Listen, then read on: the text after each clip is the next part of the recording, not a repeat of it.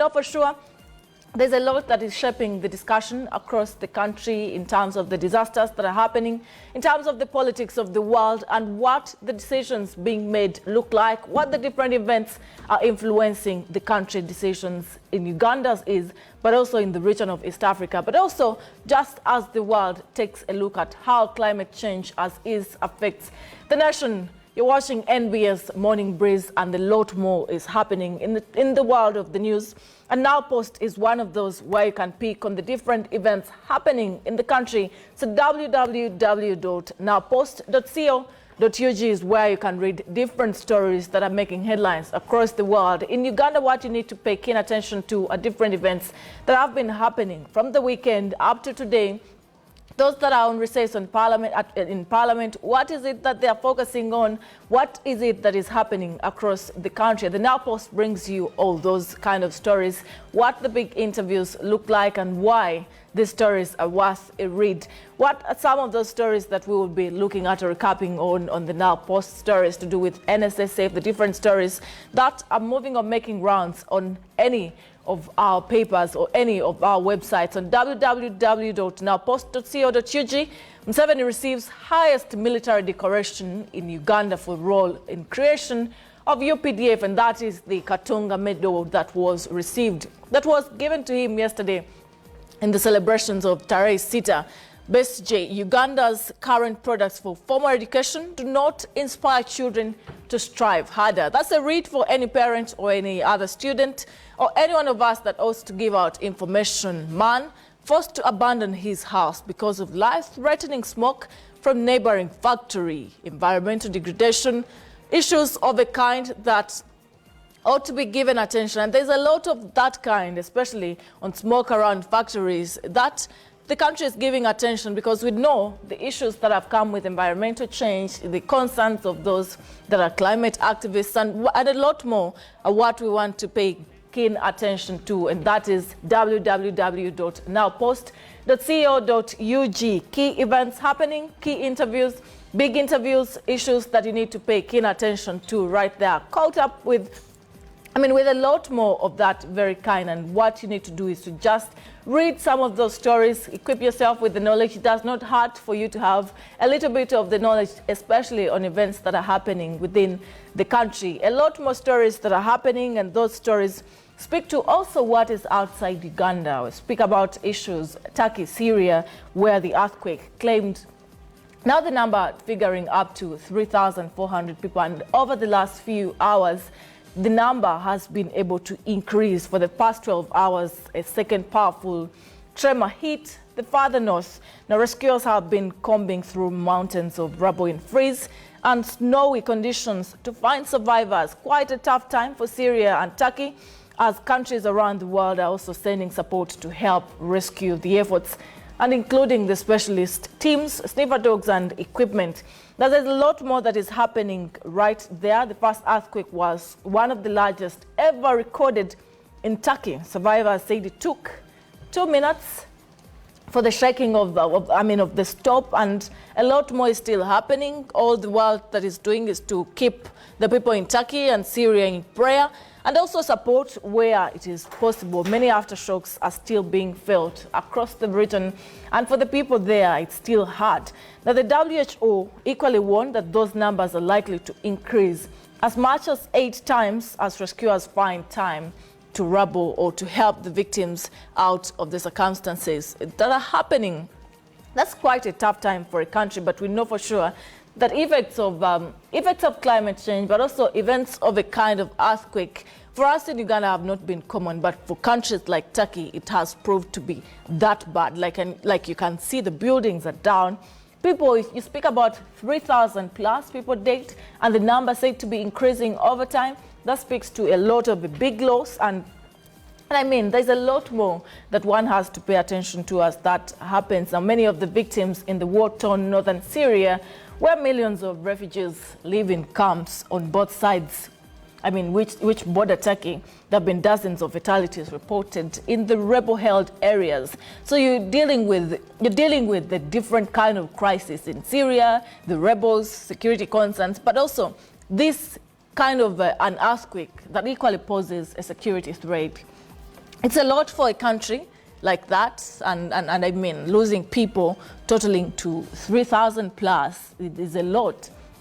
What we can only do is keep the nation in prayer and also help where need be. For the states that are trying to offer help in rescuing the nations, they're doing a great job. What we can do out here is pray for them, and I mean, God helps out where it is. And that is what is shaping the discussion away from here. In Uganda, 42nd Tarehe Sita celebrations were held in Mbarara, and many people were given medals. Outstanding is President Museveni, who got the Katonga medal, and his brother, General Salim Saleh Akandwanaho, who equally got a medal out of those celebrations. And these were recognized on basis of their role in liberation of Uganda. And what remains key to the message of the president is for the men and women in uniform to desist from indiscipline, to desist corruption, to desist a lot more activities that the army has been accused to be part of. And we want to recap on that story. We're recapping. Mbarara district was honored to host the 42nd Tarehe Sita anniversary, the first time since 1981. Thousands turned up at Kacheka Stadium to celebrate this day, key among them the Fronasa fighters or their representatives for those who passed on. Commander-in-Chief and President Yoweri Museveni, who was the main celebrant, started his speech by recollecting memories of the first attack on Kabamba, the attack that launched the protracted war that took 5 years. Although the attack itself, by God's superior intervention, did not succeed, when a Tanzanian corporal, following Tumwine's pistol fire at the quarter guard, rushed into the underground armory and used an LMG to defend it against us. We collected about 40 rifles from the houses around, captured 8 lorries. The UPDF that formerly boasted of being a people's army has come under spotlight in the recent days over the increasing number of cases of abuse of human rights. The president warned the army and urged them to stay professional. People being desperately fed up with the brutality and non-accountability of the old armies, the colonial army, Uganda army, and the other one, UNLA. So you, UPDF, must be very careful. You must never adopt the habits of these old armies: brutality, corruption. If you do that, the people will hate you.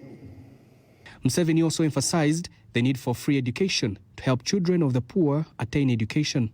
I have heard that some head teachers have introduced charges on the children that they want money to pay arts teachers.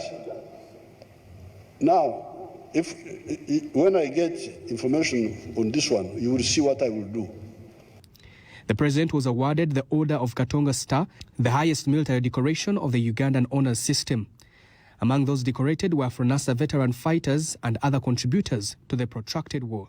That's how events unfolded right there. The president got himself that kind of a medal. It's the highest medal one can afford to have in Uganda, and that is the Katonga medal. He got it. The key message from him is discipline for the soldiers. The president says soldiers or men and women in uniform must desist from corruption and also desist from brutality. These have been concerns that have been growing over time, but also the matter of telling of the soldiers to be sure they do not reflect the previous armies that people got devastated with, people hated.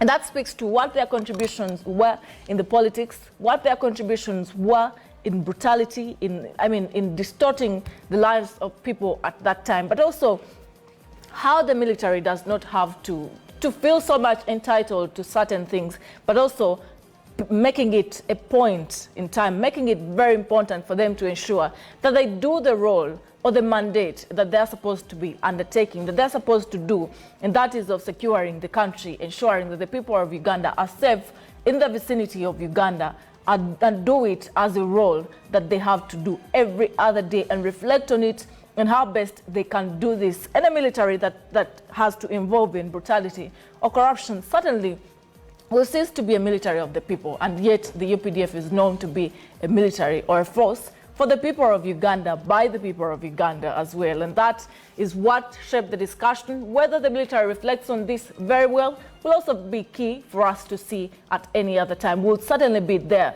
to watch how they transition, how they reflect on this, and what the course of action comes after. We take a very short break, return with more that is transpiring across the country.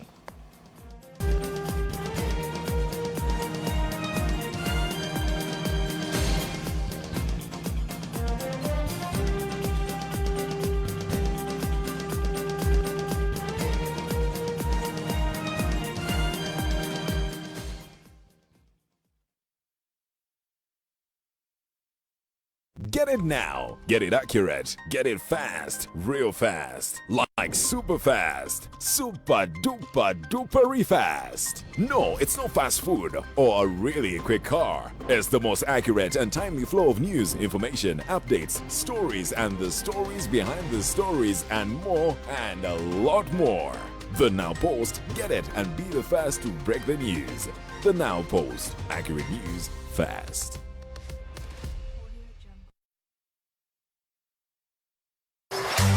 Is it cardio, abs, or simply a body that won't pick up diseases? They're going to burn some fat and build some muscles. Wake up every morning in the best shape of your life as Doreen Shapes takes you through the drills. We won't give up on you till you hit your stride. Try to eat more fruits and vegetables.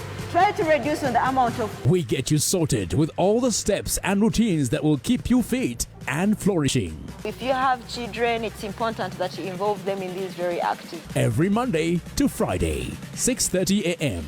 This is NBS Fitness. NBS Sport, championing Ugandan sport. Feel like a little Waikibenda? Noaji on Tare? Then open your Afro mobile app, go to options section, select radio, find the station that best suits your current mood, click on it and enjoy live without missing a beat.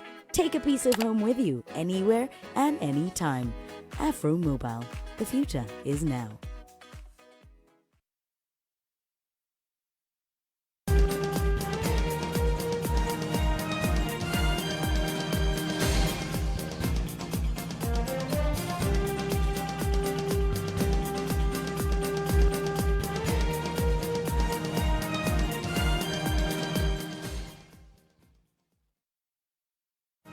You're still watching NBS Morning Breeze, the only authoritative, accurate and only reliable morning show around town for you to ensure you watch and be equipped with the information that you need to know across the country. There's a lot more that is happening, a lot more that ought to be given attention, but the stories that you need to keep attention to as well are the stories on the Now Post, stories that you ought to read and look out for each one of them and how they started, what the events before them looked like. www.nowpost.co.ug, where you can read the different stories that are shaping the discussions across. Stories on the NSSF probe that is still ongoing, how you need to know what your company is doing, whether the company is safe in any way, but also why you must pay attention on this probe. We know for sure it's one of the stories that Now Post has been profiling and how it has come up. The IGG, Parliament, all spending resources of the public to ensure they come to a conclusion of this. What will that take?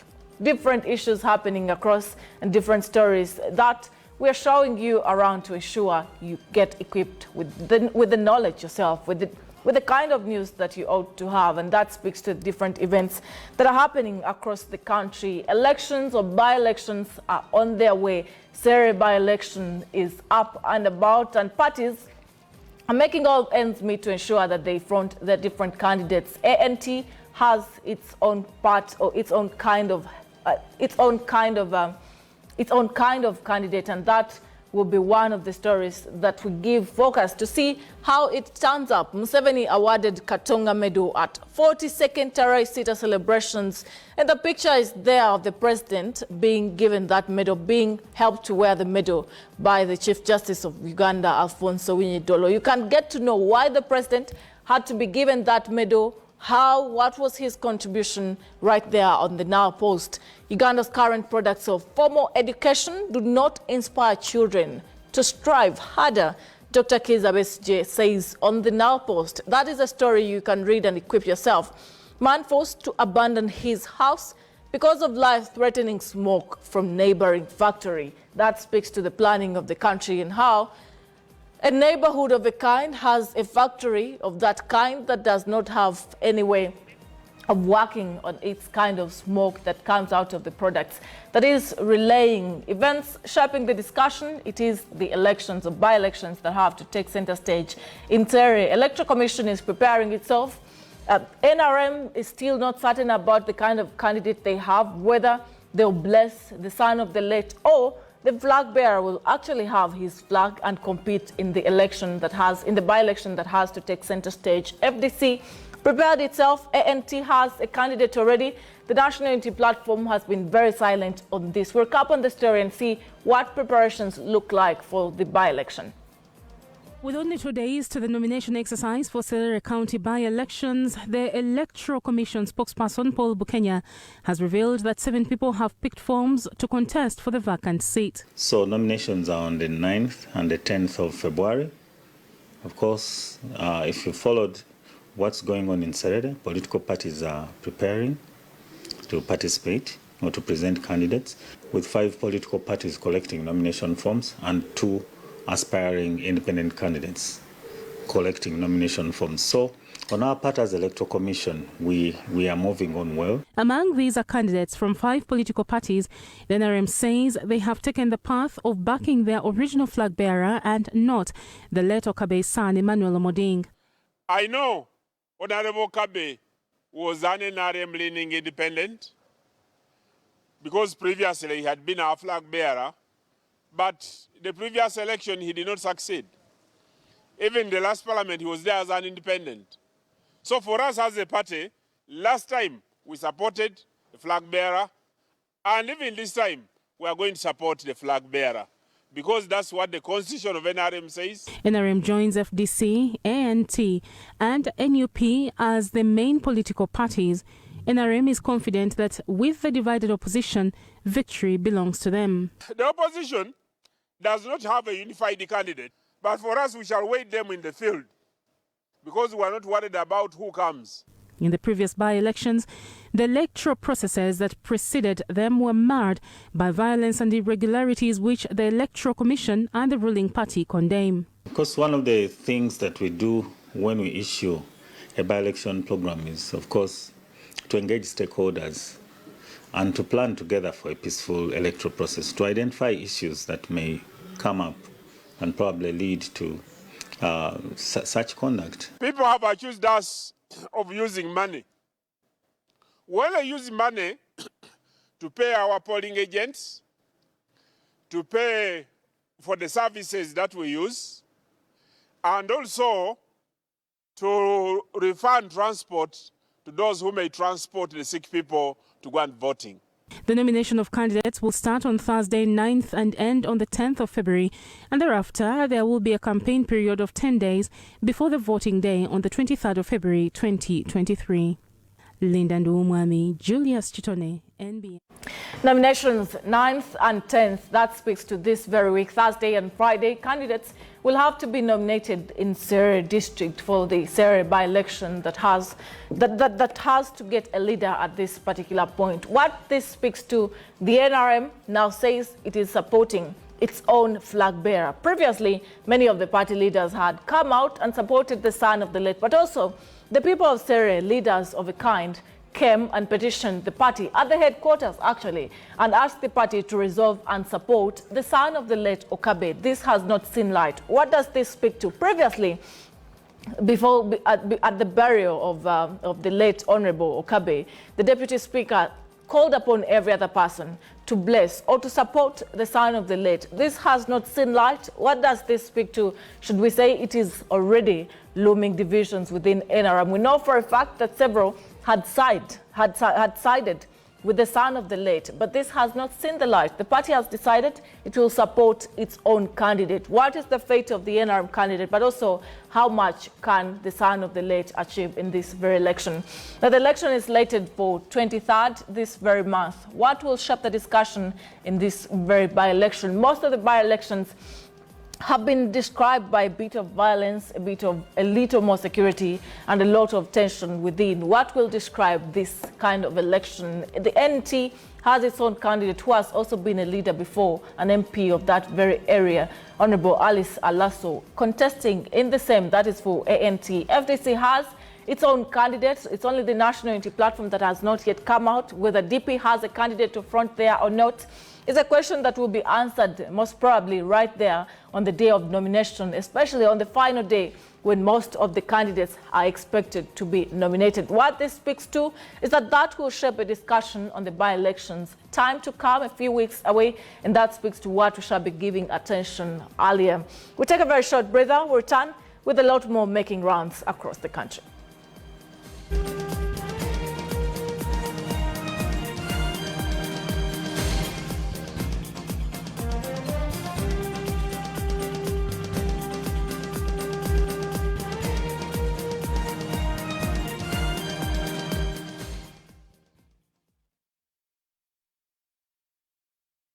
The Ubora Awards are a prestigious recognition of individuals and brands who have made significant contributions to Uganda's digital space. We invite brands and individuals to collaborate with us and sponsor the event. To learn more about the available opportunities and how you can get involved, please contact us on +256 774 042 962 and nextcom.co.ug/Ubora Awards. We are excited to collaborate with you. Nextcom, making digital work.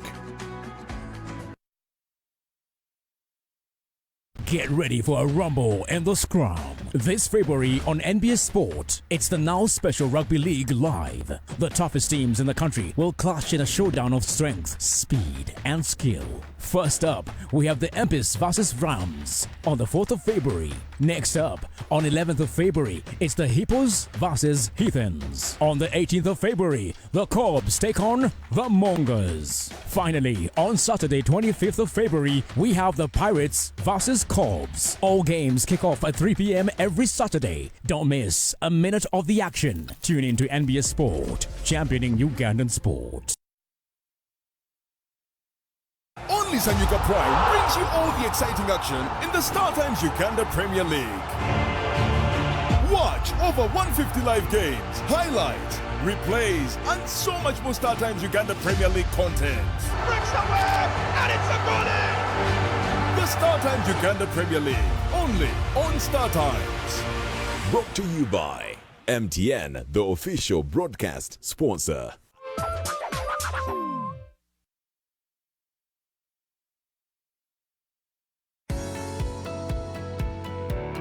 The king may rule over the land, the doctors heal, the lawyer pleads, the craftsman fashion wondrous things, but the farmer must feed them all. Before the sun rises, before the markets open, farmers begin their day. A healthy and a wealthy nation. Each one of them with a desire to make a difference. Owning a donkey is something very prestigious. On Agribusiness, we constantly offer more innovative ideas on how to transform your farm into a successful venture. Because our point is we want people to eat healthy. Join Diana Imanya every Tuesday at 8:30 p.m. as you learn how to farm better and earn big. Agribusiness is here to give you all the information that you need to know when you want to start agriculture. Only on NBS Television.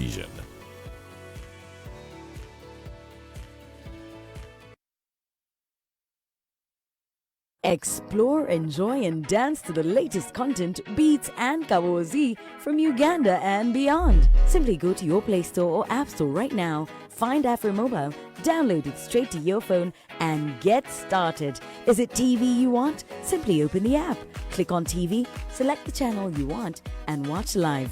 Are you busy right now? Then check out On Demand or enjoy in your free time. Afro Mobile. The future is now.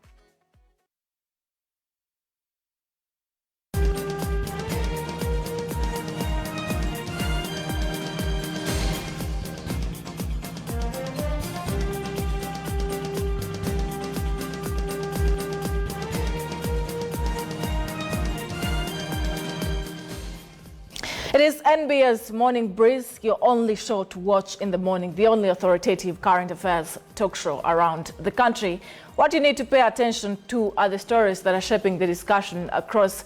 We know for sure that there's a lot more stories that are making headlines, and www.nowpost.co.ug is one of the websites where you can pick the stories that are making headlines across. And we'll look at some of the stories and what shaped them. Man awarded 6 million shillings in damages for wrongful detention by police 20 years ago. That's a story of the Uganda Human Rights Commission, and how that came up, what exactly shaped the discussion within, is what you can read. Thomas Sankara family boycott burial plans.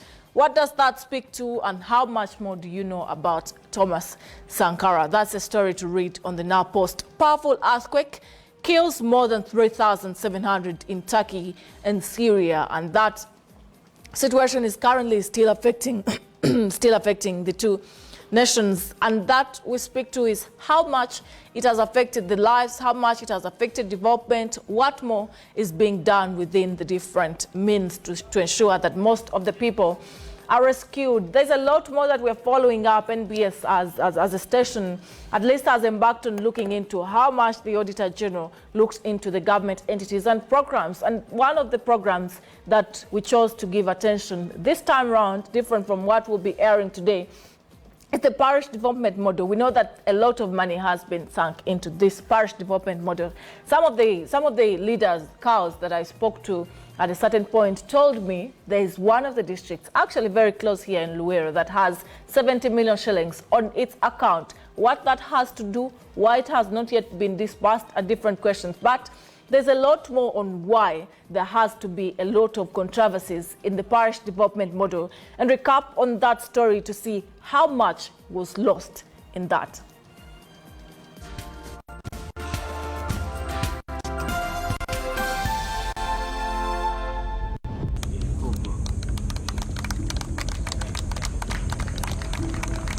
The launch of the parish development model was seen as the magic bullet to propel Ugandans out of poverty. With this excitement also came a lot of fears. At the time, technocrats, politicians and analysts warned that the program, in spite of its good intentions, was going to be a cash cow for the corrupt. These fears have come to pass. Investigations have since revealed that millions of shillings supposed to go to Ugandans waiting to do something productive ends up in the pockets of many district local government officials. The audits have revealed that almost $500 million shillings has gone unaccounted for. Koboko district local government has not accounted for PDM funds of up to 11 million shillings. Kalangala, a whopping 120 million shillings. Gulu, 11 million shillings. Walisa district local government, 12 million shillings. Agago district local government, 56 million shillings, and Kitugum, 241 million shillings. This money put together is close to $500 million shillings. Kitugum, with the biggest unaccounted for funds, is an interesting case. At least 14 technical and support staff of Kitugum district local government were interdicted on allegations of squandering the PDM funds. How did this money get squandered? In the initial stages of PDM, money was being sent to the district. District officials then decided which circles would get money and how much. But they also saw this as an opportunity to selfishly enrich themselves. The problem came in because of different guidelines. You find the Ministry of Gender is sending a different guideline, the Ministry of Agriculture has sent a different guideline, local government is sending a different guideline. So these technical people got confused. As this money ends up in the pockets of the corrupt, Ugandans suffering to put food on the table continue to get poorer each passing day. Lilian Aber, the woman member of parliament for Kitugum, says that such corrupt officials should not be recycled once they are cited in corruption cases, as is the case in her home district. Cow who was, interdicted in Kitgum, this was someone who was working somewhere else and had like 2 cases from 2 different districts. So then you recycle the same person and bring that person to another district. This is not right. As much as corruption cases on PDM have come up, questions remain on whether these officials are ever forced to refund this money, and while others have walked away scot-free.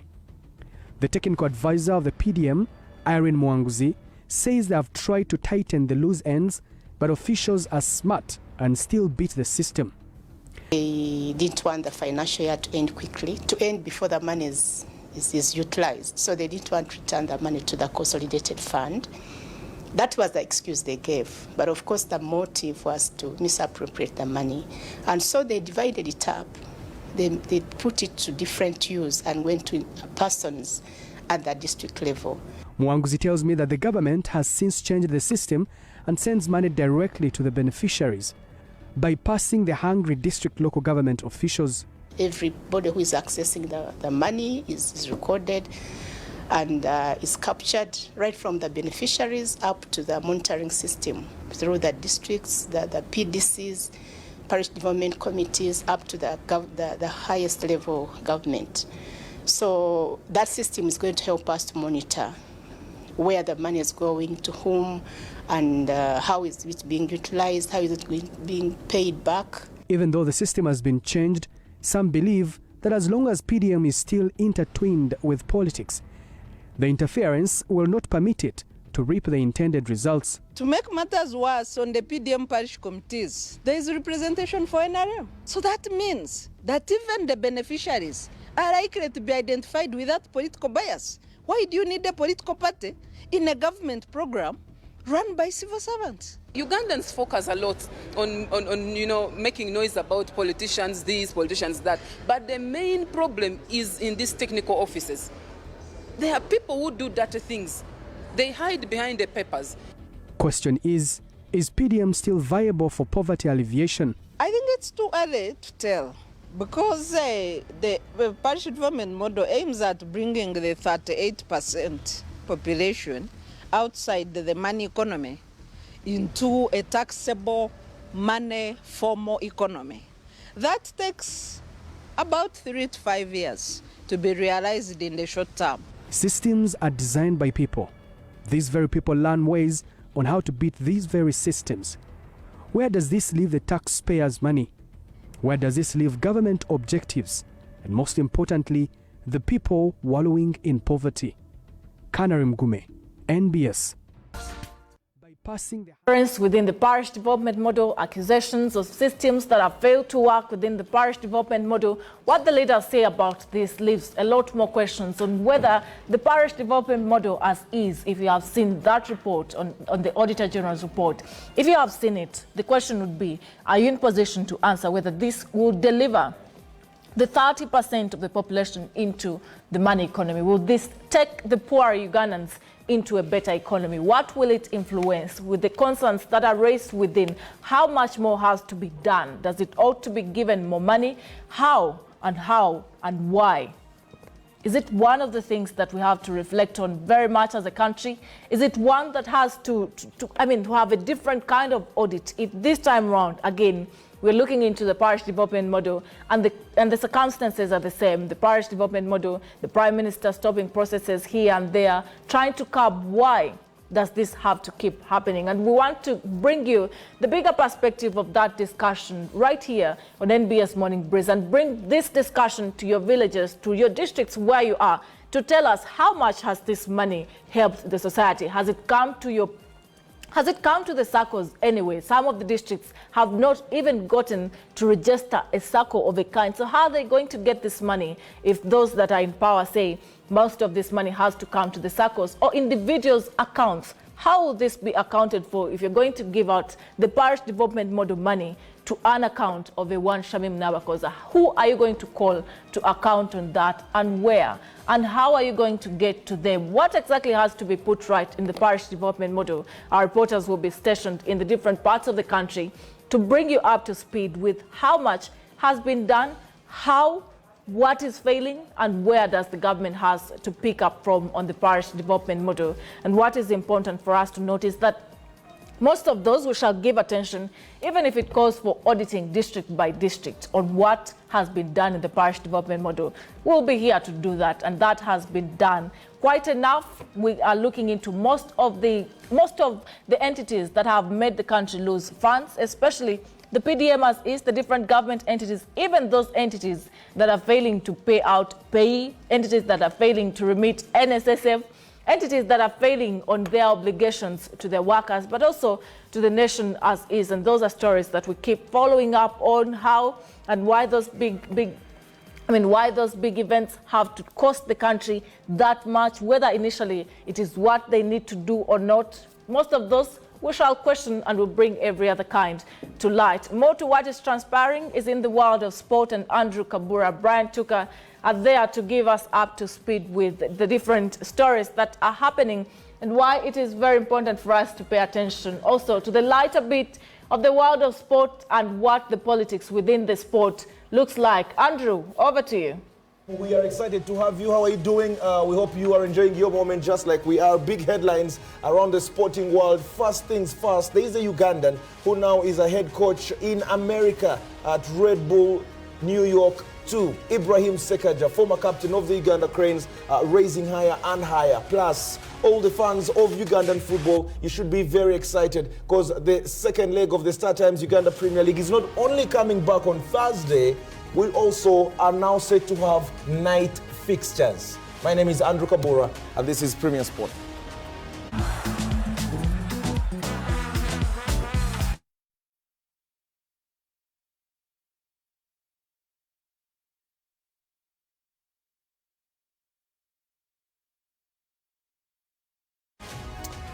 Welcome back. Good morning. Welcome to Premier Sport as well. Tuka Brian joining me for the analysis on this one. Let's start off offshore though, because the New York Red Bulls too have announced Ibrahim Sekaja as its head coach for their inaugural season in the MLS Next Pro. Sekaja will be the third head coach in the Red Bull 2's history after spending 8 seasons as an assistant coach following his retirement as a player. Back in 2015, Sekaja joined the Red Bull's second coaching staff for its inaugural season in the USL that same year. After 7.5 seasons as an assistant, he was named as the interim boss on the 3rd of July last year and guided the team to their final 17 matches of the season. As a player, Sekaja joined Red Bull Salzburg back in 2007 after playing in both Uganda and Argentina, and during his time in Salzburg he helped win 3 Austrian football Bundesliga titles over a 4-year span from 2008 all the way to 2012, and of course was part of the team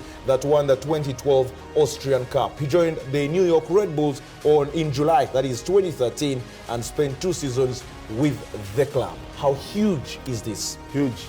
For Uganda to be in that sort of position. They are not, first of all, let's make this clear. There are not so many black coaches across the world. And I think all of us have had stories about in England where they are calling for more involvement. They kick it out, thinking that the black coaches are not given enough opportunities. Now, for us to hear that a Ugandan, a black man, is a head coach of New York Red Bulls, 2. Now, people might look at 2 and think clearly still at lower rank and not the first team. But actually, in Europe and at that level of football, many believe the best coaches should be coaching their youngsters. They will not give you the responsibility of coaching youngsters if you're not good enough. And I can guarantee you, if Sekaja continues this trajectory, he will be the next New York Red Bulls coach, head coach of the senior team. And you've got to be proud of this fella here. He's putting the hard work. And this is the beauty about it. Yes, we can talk about you not being sure. If you're a black man, you will get a coaching job. If you put in the work, stay committed, continue having a good relationship with the rest of the people you work with, these are the opportunities come with. And Ibrahim Sekaja, you've got to be proud of him, fully deserved. He's not gotten here by mistake. He's put in the hard work. Big story and certainly big headline for Team Uganda. Let's talk a bit of rugby this morning because it is official. Charles Uhuru has been suspended for 15 weeks and will most likely sit out the remainder of the season. That is the 2023 Nile Special Rugby Premier League. Stephen Alul has also been handed a post-match red card and will also sit out 2 matches. On Thursday last week, 2 top rugby players in Uganda faced a judicial hearing and were sanctioned after, of course, being cited for dangerous play during match day 3 the previous weekend. Now, the 2 players, the Platinum Credit Heathens rugby star and captain as well, Charles Uhuru, and the Stanbic Black Pirates Rugby Club utility player Stephen Alul, both attending in person, faced a 5-person disciplinary panel, of course in Lugogo at the sports complex. And now we can confirm Uhuru has been suspended for 15 weeks for the dangerous tackle on Adrian Casito when his team faced the Cobs at the Legends rugby ground. Stephen Alul, on the other hand, has been handed a post-match red card for striking the Hippos player Aziz Bagalana with a forearm during the match at the Dam Waters Rugby Club. I think I watched the video of the Pirates guy. Yeah. I don't even know what he was thinking clearly to just push the guy. But one of the things, this is an unfortunate incident, and you don't even want to look at it many times. But one of the most funny things, look at shot number 9 of Cobs. Yeah. Look at the reaction from him. It's actually, it seems to be sad, but it's hilarious because look at what he does. Look at what he, I don't know if he's trying to demonstrate what Uhuru has done, but it's crazy. But this was a terrible tackle, to be sincere to you. And the more you watch it, the more it gets worse. Does Uhuru deserve the punishment? Of course, times 100. Is the punishment a bit harsh? I think, in my view, a bit harsh, because we've got to put consideration a couple of things. That's something else that I hadn't thought about. The history of the player in terms of discipline. And that does not mean that people will continue doing it because they have good history and then they are less punished. But I think punishment is also supposed to rehabilitate, let someone know that you do this again, you're in trouble, and you make a miss. But when you make them miss out the entire season, again, that becomes, for me, devastating. And if you find someone who's not emotionally strong, then it could be a problem. Yes, it brought someone's health to a huge risk. There's no doubt about it. That was terrible. That was a bad tackle. I let nobody get me wrong. But I think you need also to help him never to do this again.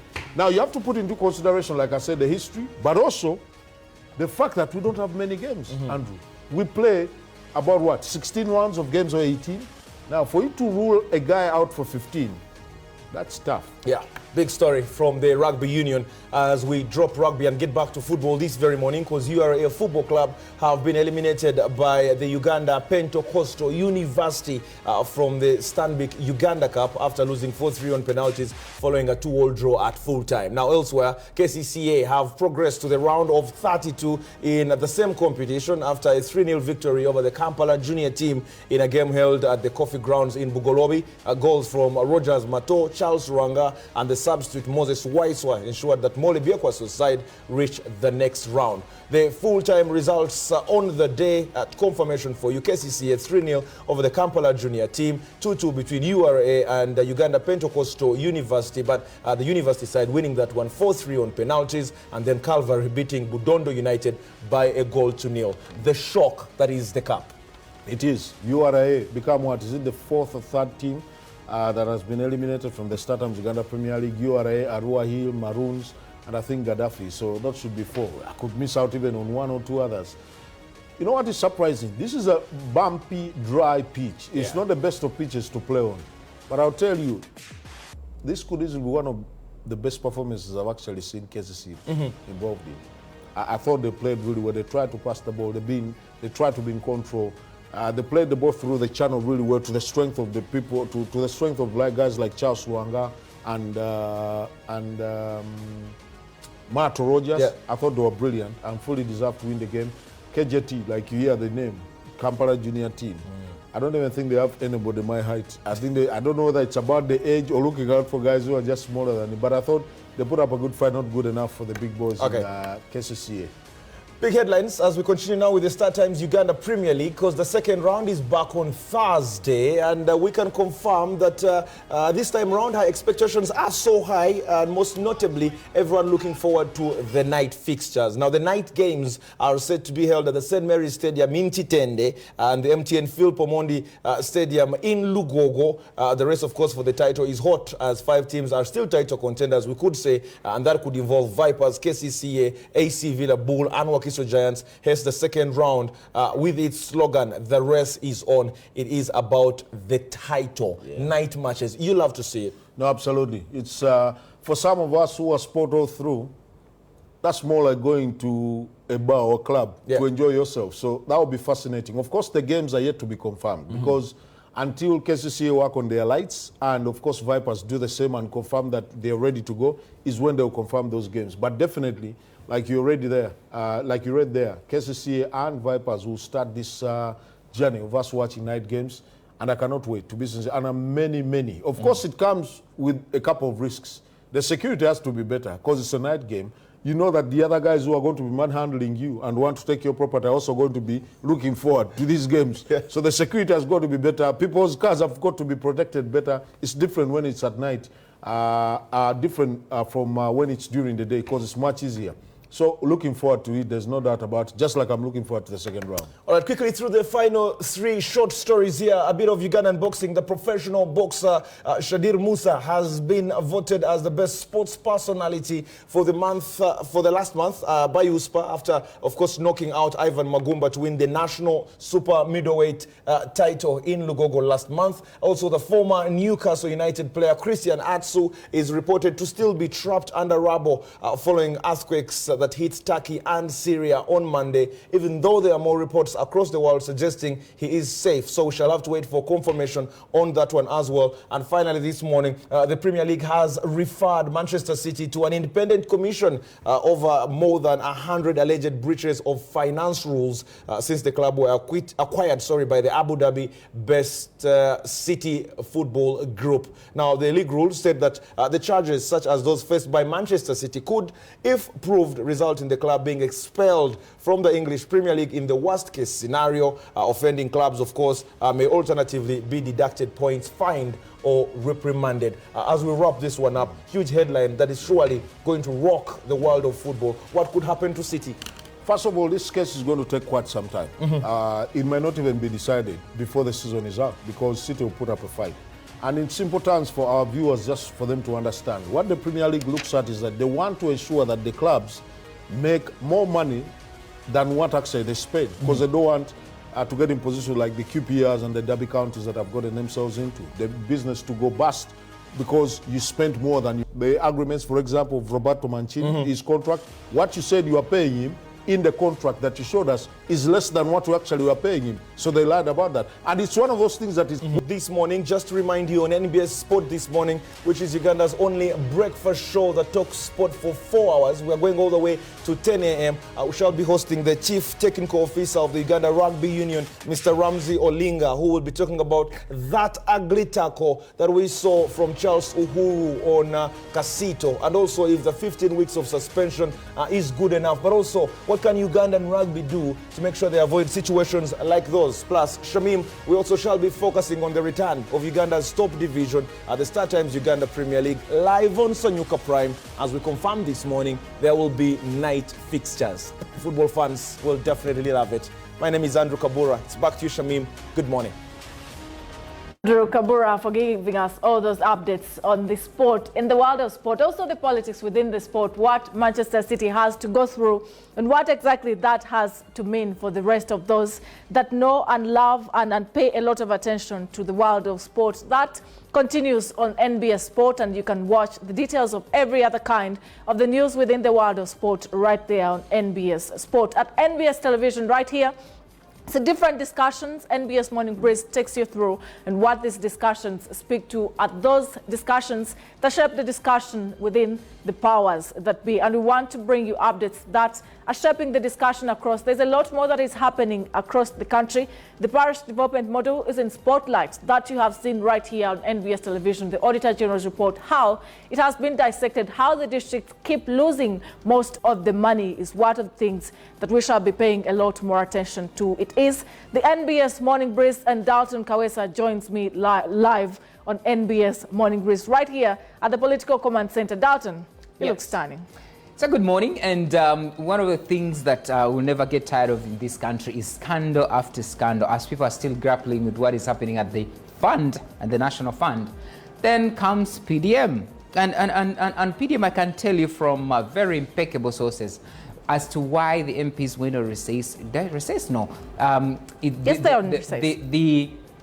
The bottom line, the underlying factor is to go and see, witness or verify whether actually PDM is. The president is expected later to speak to the House, to address the House, and the critical issue here is going to be again a PDM.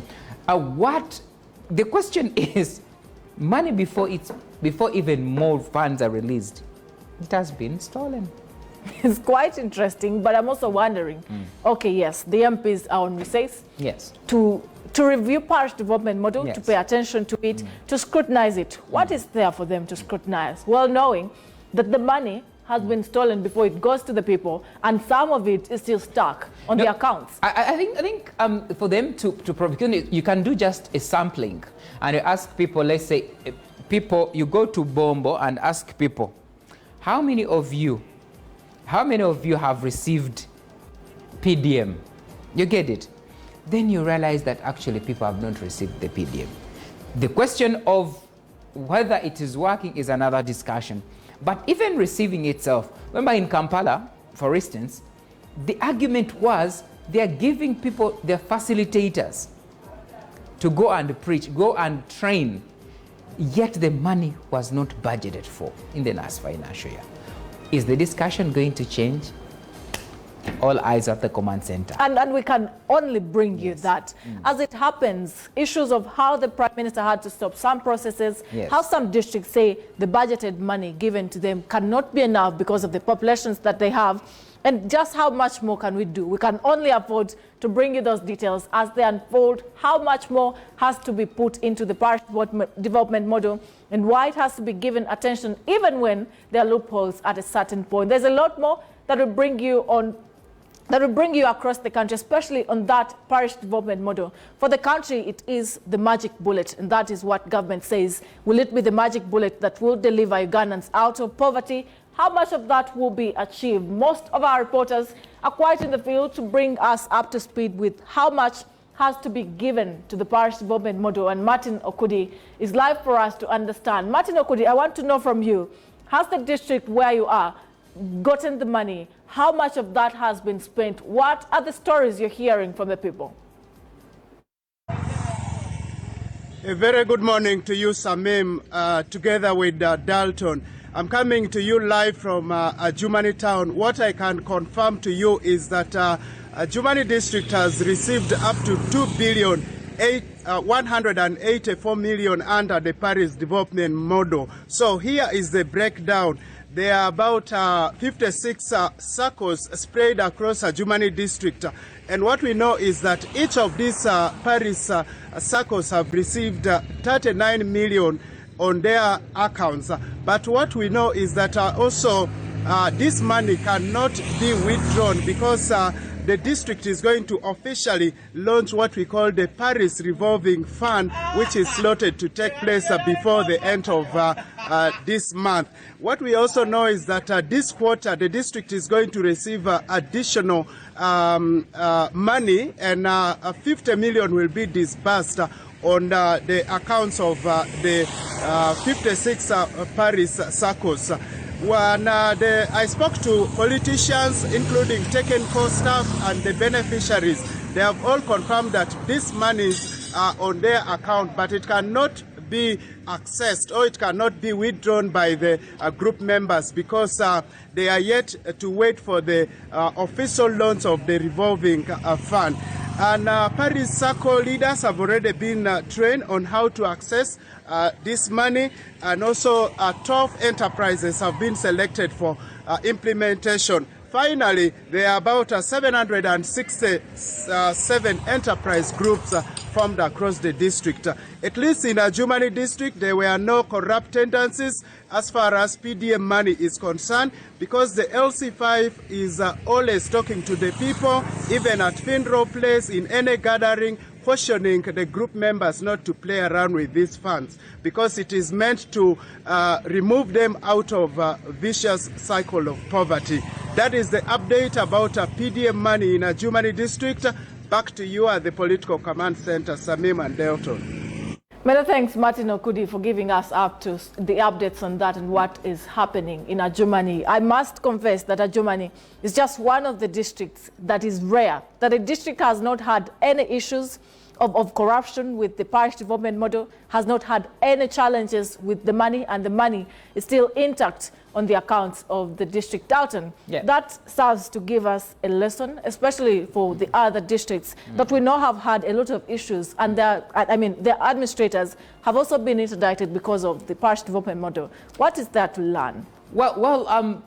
Actually, many people, especially those people in the civil service, would not appreciate people that have not taken money because they believe that money, there's a lot of money in the coffers, so it needs to be taken and utilized in the way they best understand, and that is self-enriching.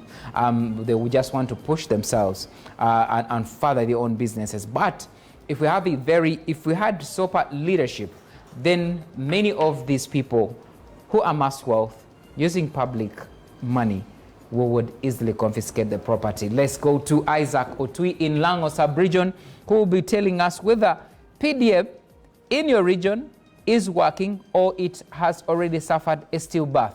Isaac?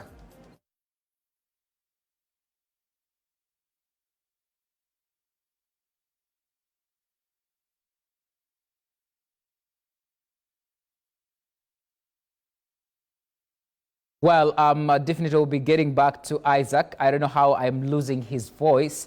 When that is fixed, he'll be telling us the story. We're here to tell the community stories that are happening, especially in the government programs, which Shamim has referred us to as the magic bullet that is needed to jumpstart the people out of poverty. But is it something that is doing it, or the expectant or the recipients that are supposed to, the recipient of this money have not gotten it yet, Shamim? We're speaking about 1.4 trillion shillings.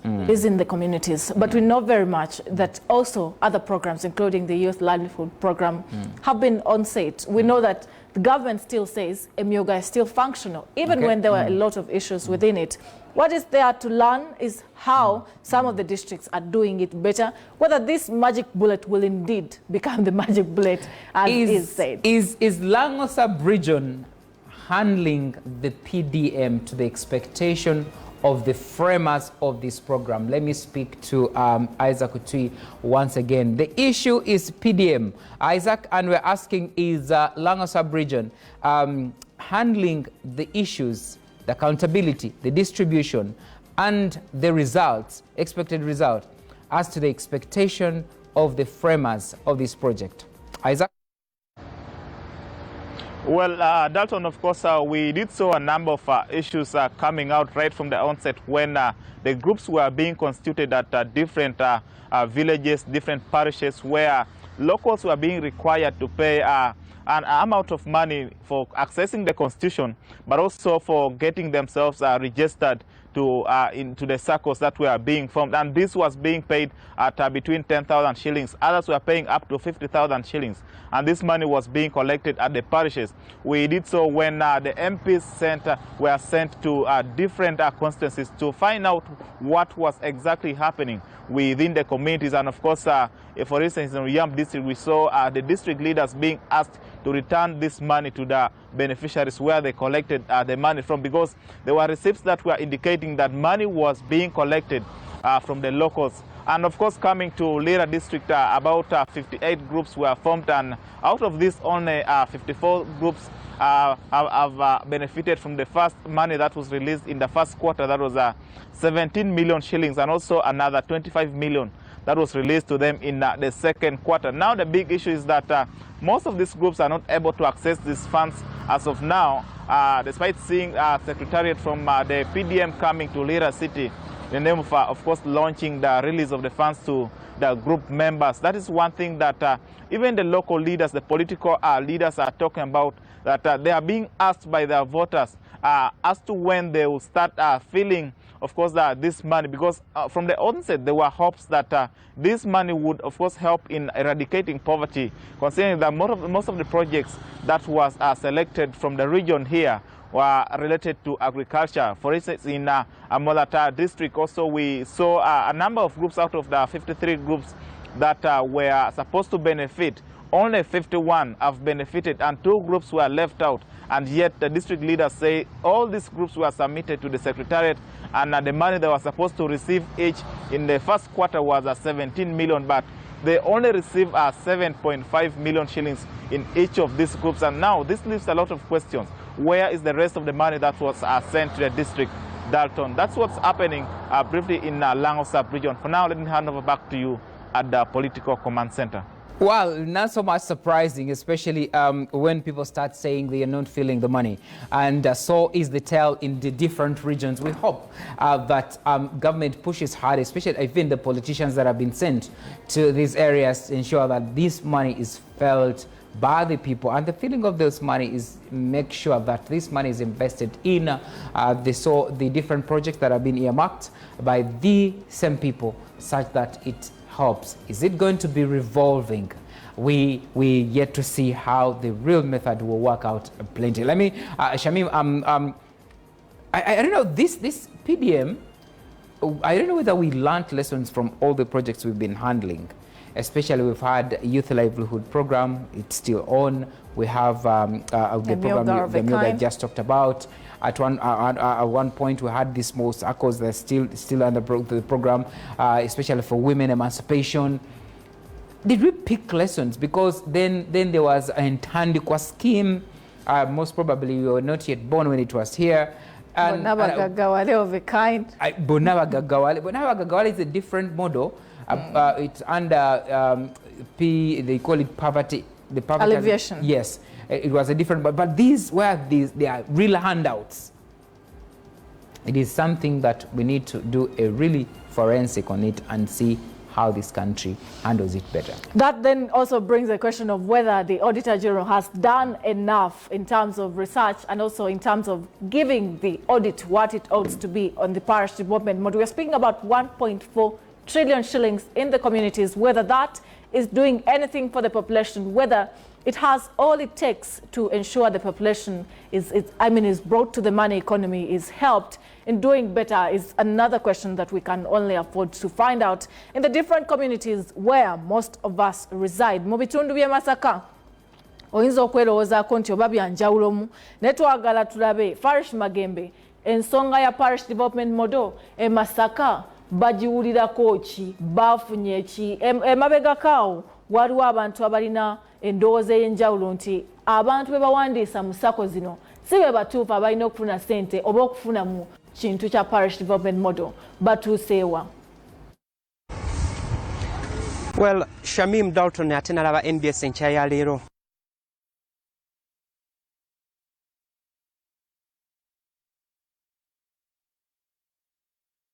From Masaka, we will still bring you the details as they come through, and we know for sure that there must be issues that we have to pay keen attention to in Masaka, just like every other kind of a district. Masaka, the greater sub-region of Masaka, the greater Masaka that it is, we know it's a city, we know the population of Masaka has been big, but also we know it's a place that has been growing economically. Whether this parish development model brings a little more light to the growth of the district, to the growth of the city that it is a question that can only be answered when we pay more attention on how the funds are dispersed, how the funds are utilized, how they're accounted for, and who does this money go to in terms of the remittance. Who is this actual person that the money goes to? We take a very short break, but there's a lot more to take place in the country, and there's a lot more that we have to get to know in the different societies where we reside on how the parish development model is taking shape. We take a break.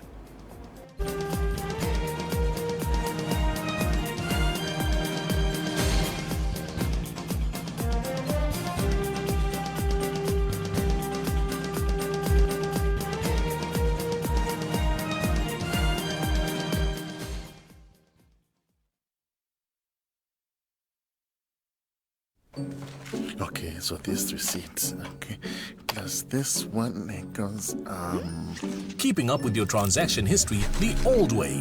1,000. Okay, I got this. I don't. Okay, maybe if I can just.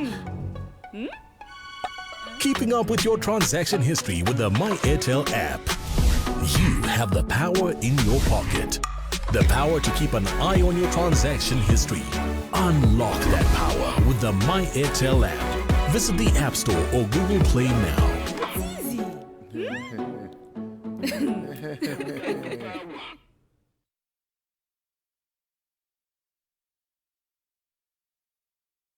Get ready for a rumble and the scrum. This February on NBS Sport, it's the Now Special Rugby League Live. The toughest teams in the country will clash in a showdown of strength, speed, and skill. First up, we have the Empis versus Rams on the 4th of February. Next up, on 11th of February, it's the Hippos versus Heathens. On the 18th of February, the Corbs take on the Mongers. Finally, on Saturday, 25th of February, we have the Pirates versus Corbs. All games kick off at 3 p.m. every Saturday. Don't miss a minute of the action. Tune in to NBS Sport, championing Ugandan sport. Feel like a little Waikibenda? Noaji on Tare? Then open your Afro mobile app, go to options section, select radio, find the station that best suits your current mood, click on it and enjoy life without missing a beat. Take a piece of home with you, anywhere and anytime. Afro Mobile. The future is now. Did you know that you can safely and conveniently make your school fees payments anytime, any school, anywhere using Airtel Money? Oh yes! Simply pick up your phone and dial *185#. Select option 6, school fees. Choose between school pay, peg pay, or shore pay. Enter student number. Enter amount, confirm name and transaction. Enter Airtel Money PIN. A confirmation message will be sent to you upon a successful transaction. Airtel Money. Instant, secure, borderless.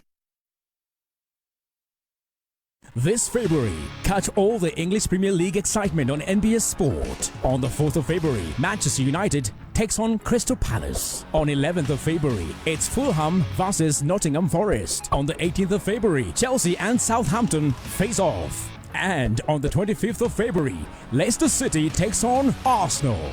EPL ku NBS Sport. NBS Sport, championing Ugandan sport.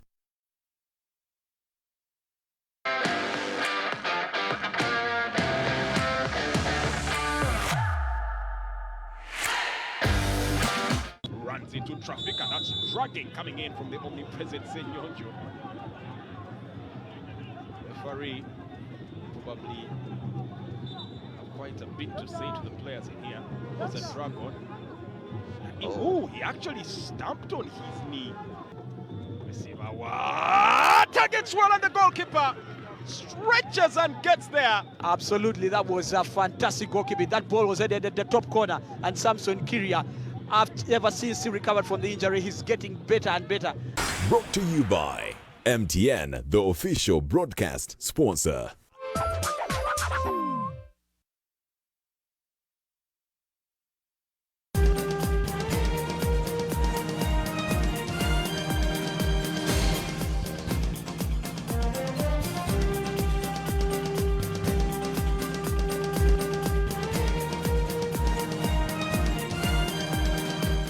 You're still watching NBS Morning Breeze, coming to you live from NBS Political Command Center, bringing you up to speed with what the current events shaping the discussion across the country look like. We're still dissecting the parish development model in the different areas where many of us come from. How much has the 1.4 trillion shillings done? What is there that Parliament has to assess on this particular fund, considering that it is in recess for 2 weeks to ensure that the 1.4 trillion shillings gets proper accountability, gets to the actual people where it has to be and how much it is utilized. More to the people we're speaking to is our reporter, Richard Oyel, who is in Moroto, to understand how much of the parish development model has been achieved in this very region. And we want to know from you, Richard Oyel, different stories in the different sub-regions. What is the story where you are?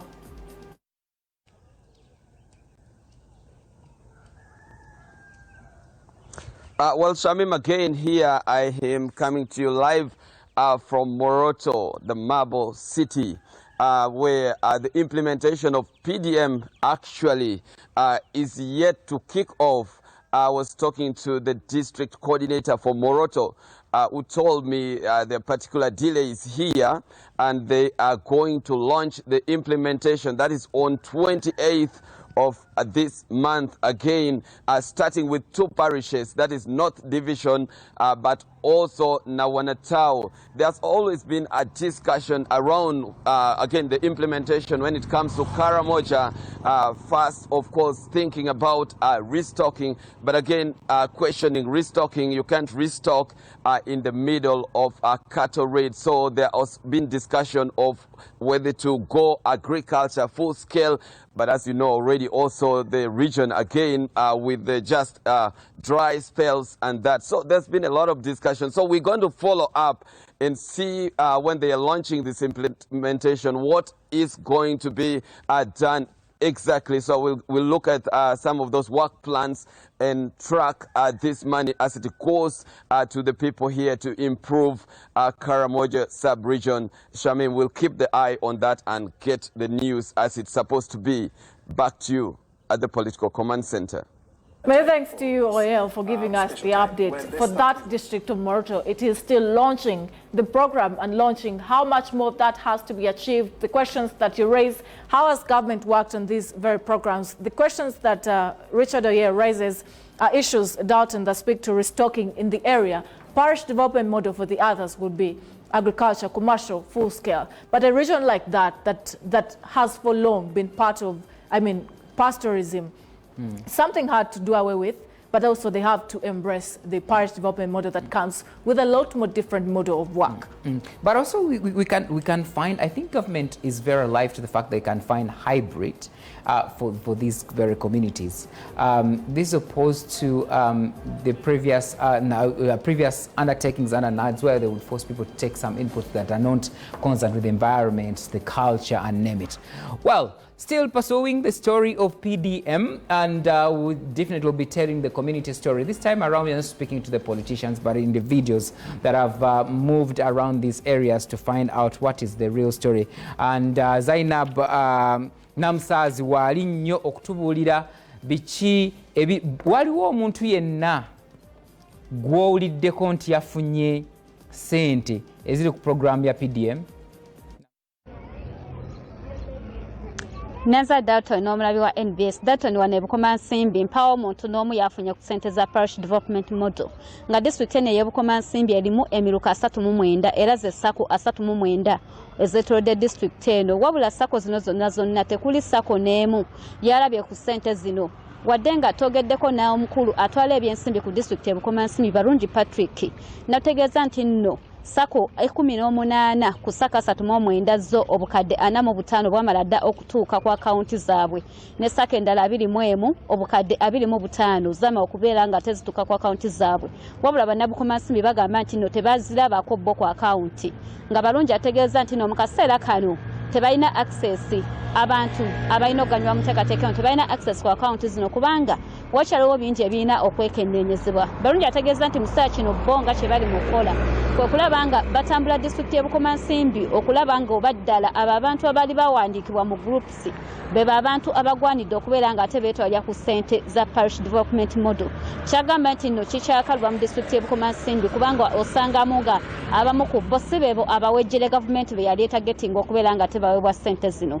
Dalton nga sinaakusibula mulabi wa NBS njagala okutegeeza nti nno ate egimu emiruka wano mu bukoma nsimbi nga omuluka ogw'ekirya Saaka Mirambi saako n'ekisala abantu baayo tebalina na kimu kye bamanyi ku nteekateeka ya parish development model, nga bano bagamba nti nno bo tebagiwulirangako, wabula era wenjogeddeko n'omukulu Balungi kitegeddeko nti nno emiruka gino esatu tegirina ba parish chiefs, nga eyali ow'ekirya Saaka Namboze Josephine yasobola okubeera nga ate agenda okuba ekyeyo, ng'ow'Emirambi Kabogere ye tabeerayo, Lubeera abeera ategeeza Jojjuze enkyanzi gya leero Ndaradde, ate nga ye ow'ekisala akyayina emisango abatuuze baali bamuggalya mu poliisi wali eri mu poliisi y'Ekigangazi Town Council. Dalton embeera bwetyo bweri ebukoma nsimbi, wabula kyonna ekinabeera kituusewo ku ssente zino za parish development model tujja kubanga omulabi wa NBS tukimutuusaako butereevu wano ku mpewo zaffe. Kankuma mu Political Command Center.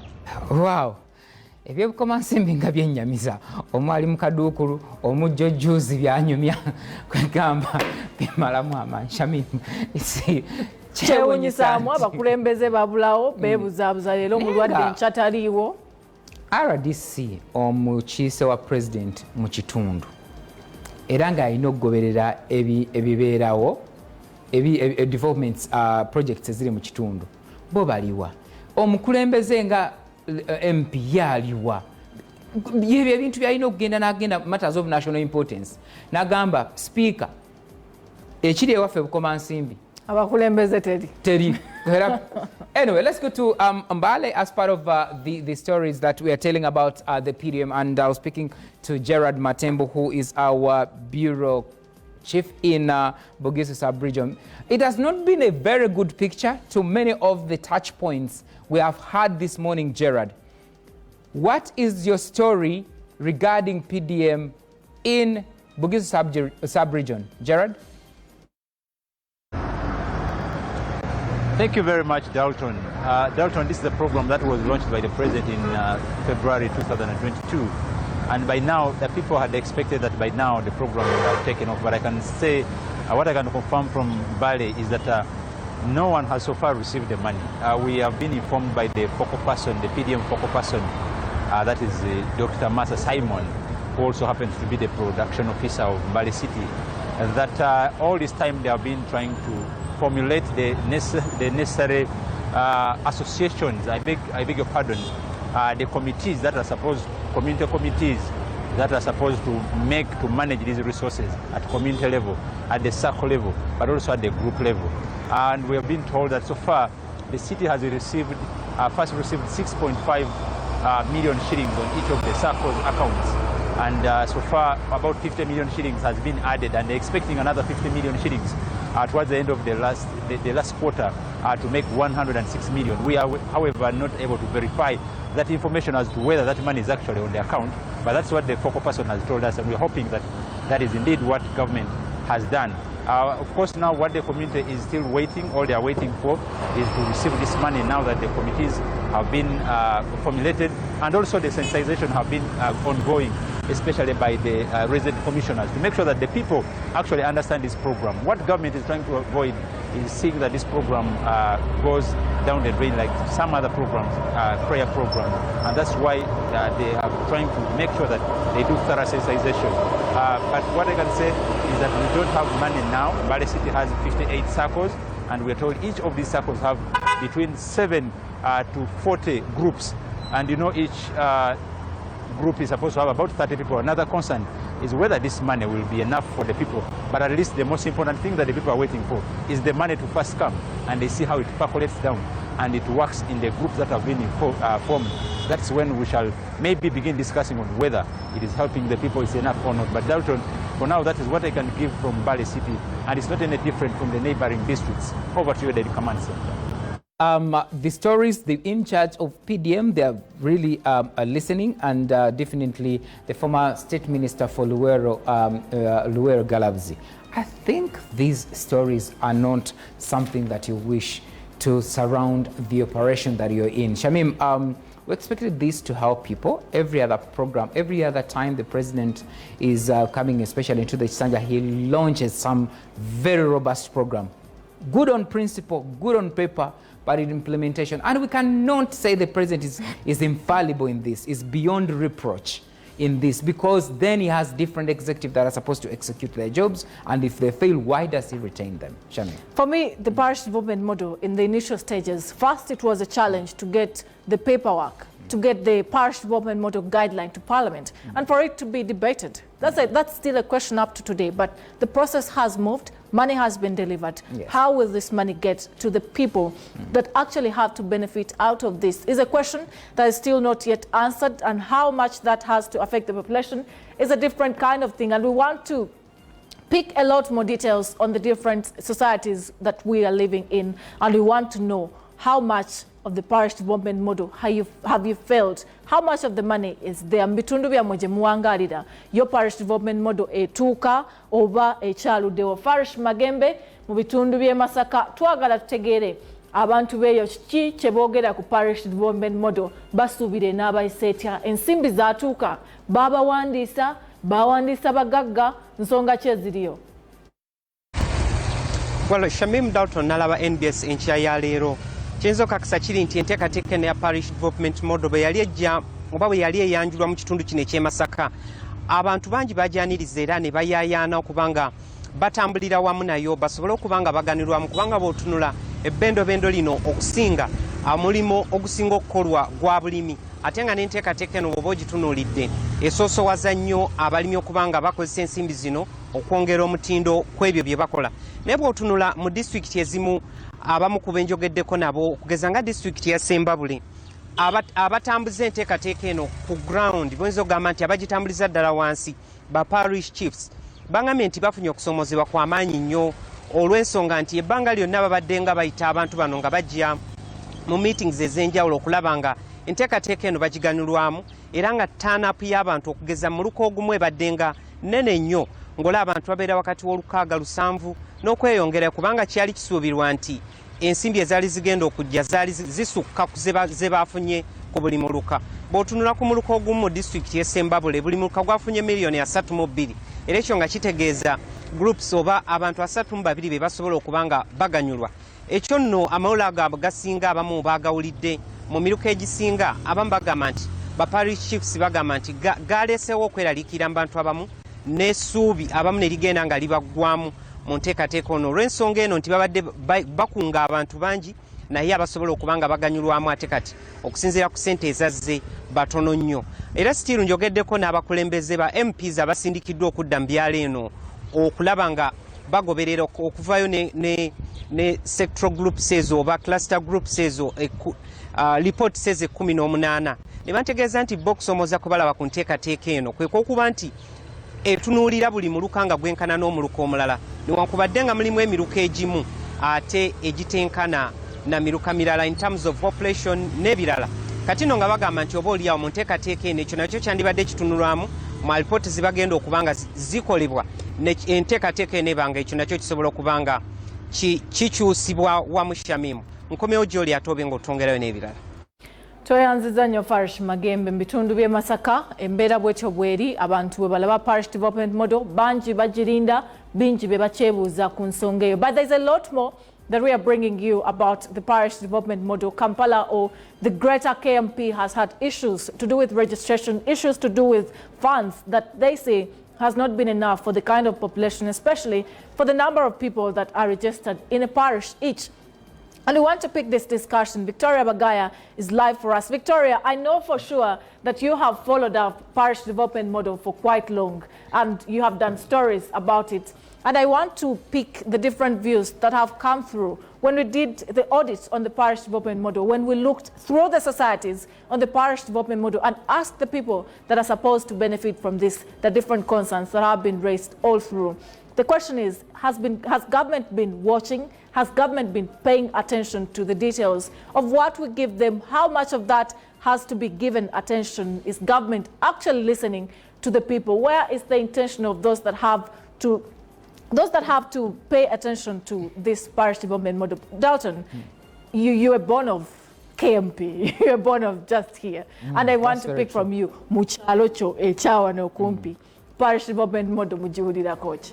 So the truth of the matter is, when I was talking to the Lord Mayor just 2 months ago about this model, he said one of the things he disagreed in terms of the modalities and the method is that while the money hadn't been released, they had released money for training.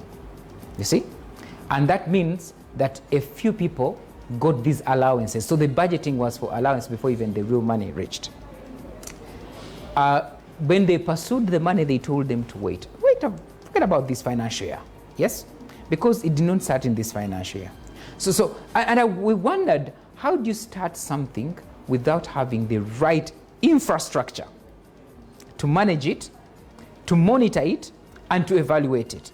Because they started the training without even identifying the money where it was going to come from, even the sourcing of the money. It's more or less that the projects we've had in some ministry here, where people go and pitch these projects, especially where there is a lot of money, and they get this money, they start getting the salary without even groundbreaking. 3,916 circles. Barely 20% of these have received the PDM money. And that leaves us with the question that we can only afford to pose to the people. What is the fate of Parish Development Model, where I reside, and just how much do you expect out of this parish development model, the magic bullet for government. We'll take a very short break, return with a lot more that is making the headlines.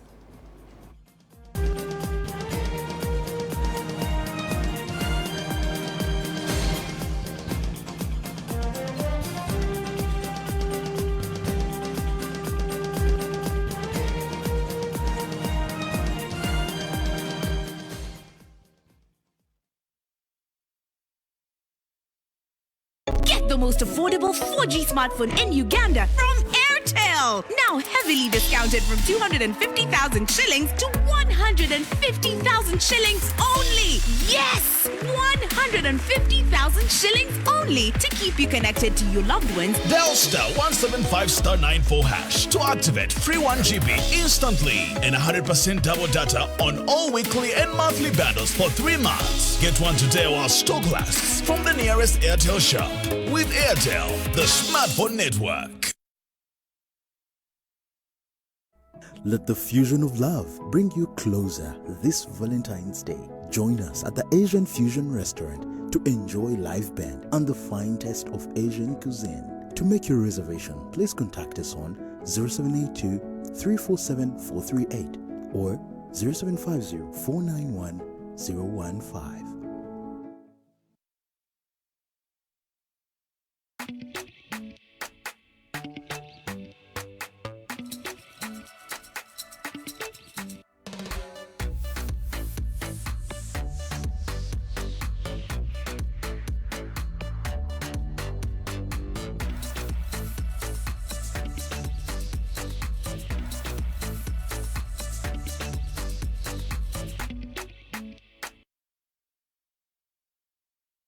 Only Sanyuka Prime brings you all the exciting action in the StarTimes Uganda Premier League. Watch over 150 live games, highlights, replays, and so much more StarTimes Uganda Premier League content. Breaks away, and it's a goal! The StarTimes Uganda Premier League, only on StarTimes. Brought to you by MTN, the official broadcast sponsor.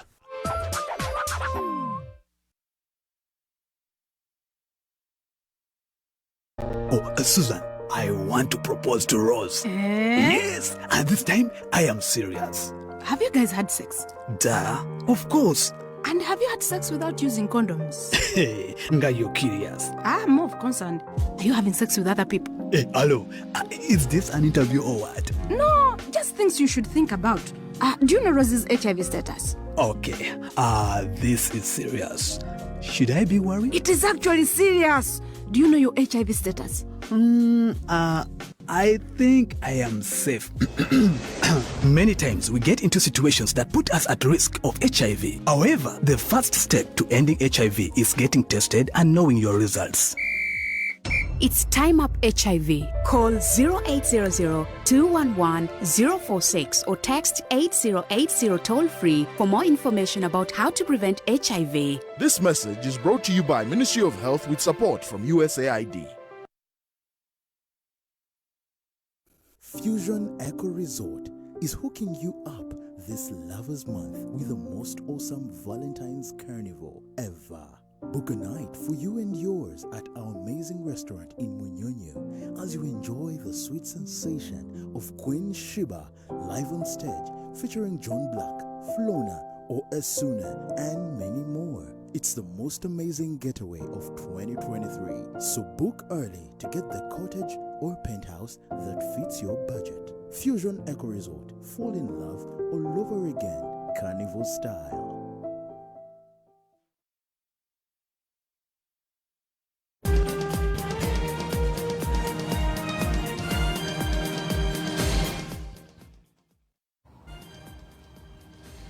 Well, a very good morning and welcome to the Morning Breeze. This is a topical discussion. The parish development model launched in this very month last year, 2022, in the Eastern District of Chibuku by the President himself, His Excellency Yoweri Kaguta Museveni, as a last bullet as he was looking towards getting people who are in the subsistence economy into the money economy.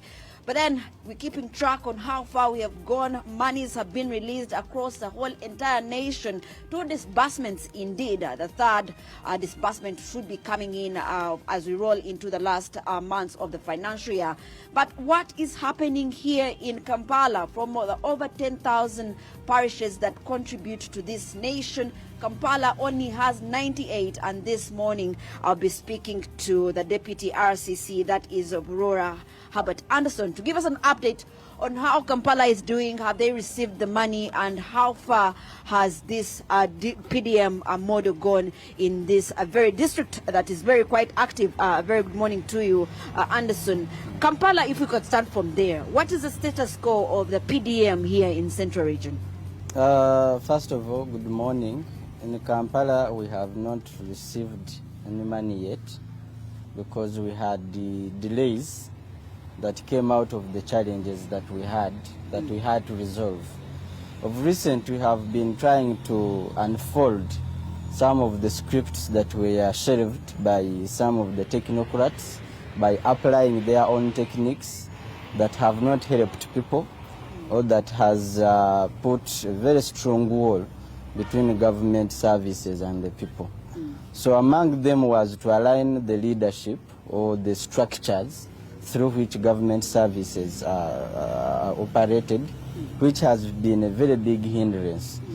And some of it is to creep some of the powers that are centralized at KCCA, which is so far away from the people.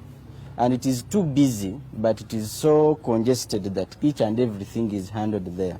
So among the successes we got was some of it to be brought back to the divisions, so that divisions can manage, because divisions have capacity, but they are incapacitated by the authority.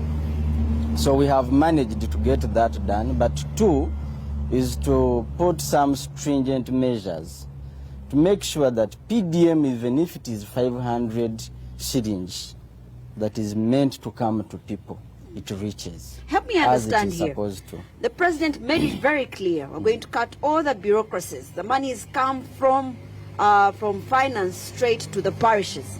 How is it different? How is KCCA coming in when it comes to Kampala? You see, KCCA are the managers, they are the administrators. Of course, they are the ones that submit whatever comes from the divisions for funding, for considerations and the likes, so they cannot get out of it. What they have been doing, what has been happening, is that there is usually a racket which has been following this money. Wherever you put it, they will come for it. They are so sophisticated and smart that they know how to do the paperwork, they know how to satisfy auditors, they know how to do whatever they want to do at its own time. So when we detected that, that's why you heard of halting, a very big fight. How can you do this? How can you do that? That's because we had detected danger.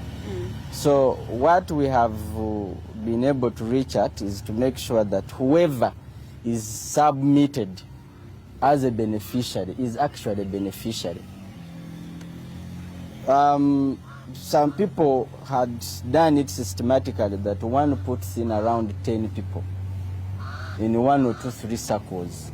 If you have 10 people coming into a beneficiary list of at least 1 million shillings, that means one is able to get out 10 million shillings with a kickback of maybe a few 200, 100. So it's a business. People know how to do it. But we have been able to stop that, to make sure that the list is clean. That's where the fight was. Why don't you want us to participate in the processes? Why don't you want me to know who is going to benefit? What are you hiding? Why don't you want me to know who is where? Because basically, this is a household program. It's households to benefit. But you don't want me to know which household is going to benefit. So let me ask. You are bandwagoning each and everything into one thing. You are bringing all the pillars into financial inclusion. That is not right. Financial inclusion is independent of other pillars. So do we have these people that sneaked their names in some of these beneficiary lists under coolers, are they in jail? Because now that is impersonation, that is breaking the law, that is theft. Of course, that would come if they had received the money. There is no way now you can arrest someone who has not received anything. But why would we reach at that level? If we can deter it, if we can interrupt and make sure that we clean. We have been able to clean now. And I am sure that at this particular moment, since November, when we began this fight to make sure that we clean PDM, so much has happened. LCs are happy, LC2s are happy, technocrats at the divisions are now included in the process. Before they were not. There was a very big fight between the KCC authority and the divisions. The authority is suffocating literally the divisions because they centralize, they control, they manage everything, usurping the powers of the divisions. So I think the lapses, where now I would say we have people in the coolers, and to me I am glad. Money can delay, but whenever it comes at the right time to the right people. Than rushing to bring money, you lose it, then you come to lament later, as if you didn't have capacity, as if you didn't have personnel to deter that from happening. Are you worried that what, for instance, the Auditor General has already highlighted, money is already in the wrong hands, Kitgum district being one of those people were indicted, arrested, and money actually was stolen? You know what they say, Kampala Sibizimbe, No, it is absurd that some of us don't do our jobs. And when we do our jobs right, we are attacked. I have been attacked and abused, but I was trying to make sure that what is happening where you are saying does not happen here.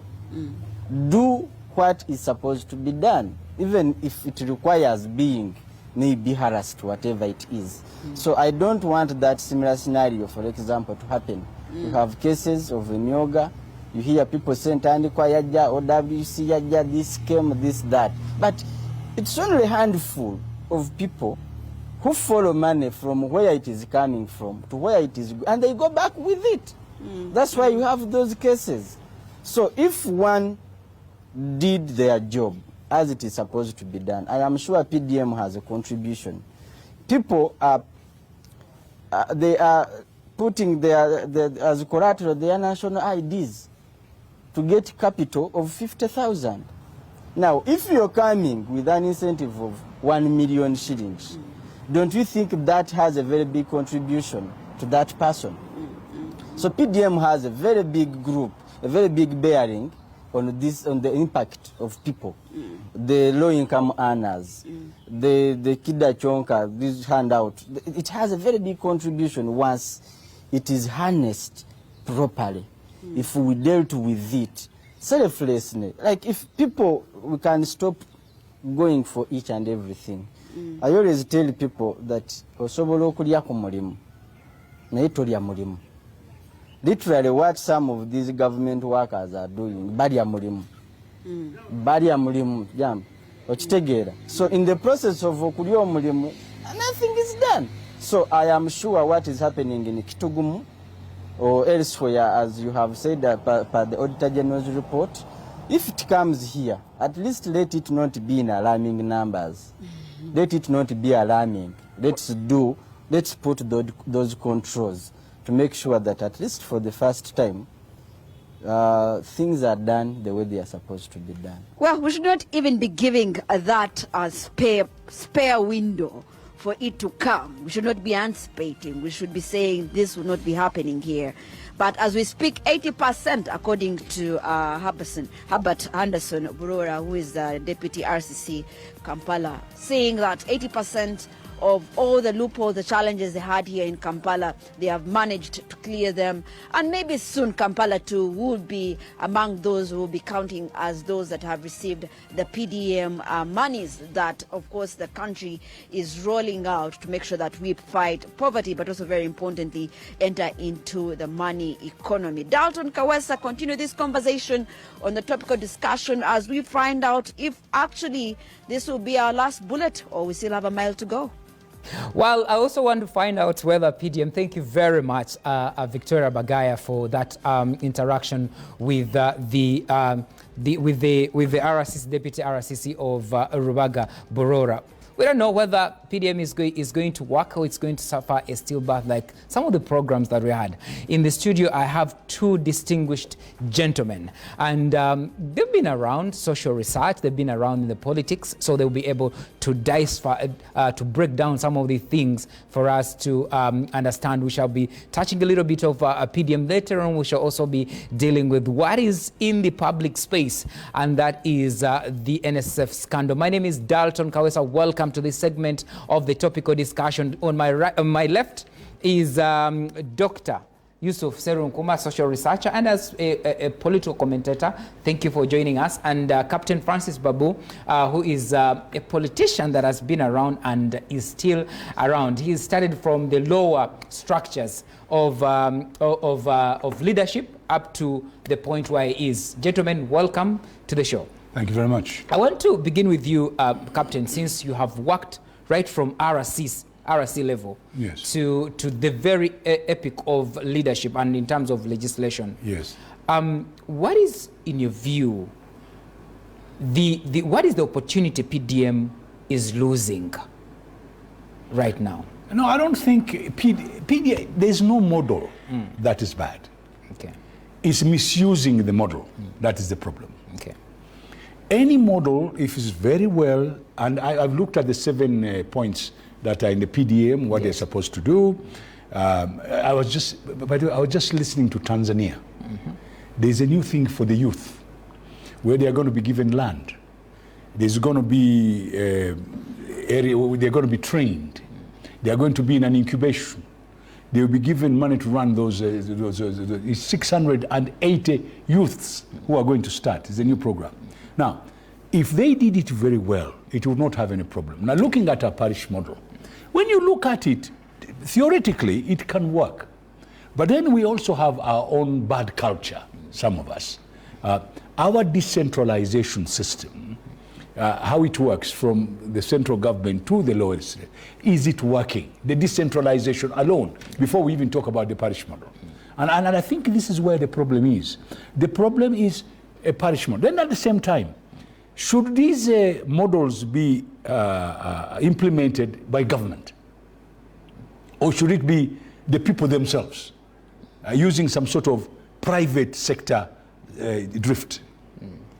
Now, microcredit, microfinancing is worked in other countries where they have the discipline of using it by involving the people themselves. Now, in the parish model, there's a section where you have a mindset change. You know? Now, that one has to start. When people are reporting, and this is very unfortunate, there are so many districts in Uganda. Nobody has given us the statistics. I'm happy that we have somebody who can research. In all those districts, how many have failed and how many have succeeded? Everybody only talks about those that have had problems. How about those that have not had problems and they are actually doing something about it? So when we talk, we should be fair. And I think any model in microfinance or microcredit should work. And that's why when I saw in the newspaper that members of the microfinance union or whatever it is wants the microfinance to become banks. And the reason they gave, we cannot get credit from banks to give people. You're not supposed to get credit from the banks because the bank system and the interest rates is so high that the average person cannot afford it. Okay, let me just come in here and invite Dr. Yusuf to Serunkuma here. Captain Babu says we should be fair to this model. It's not bad as per se.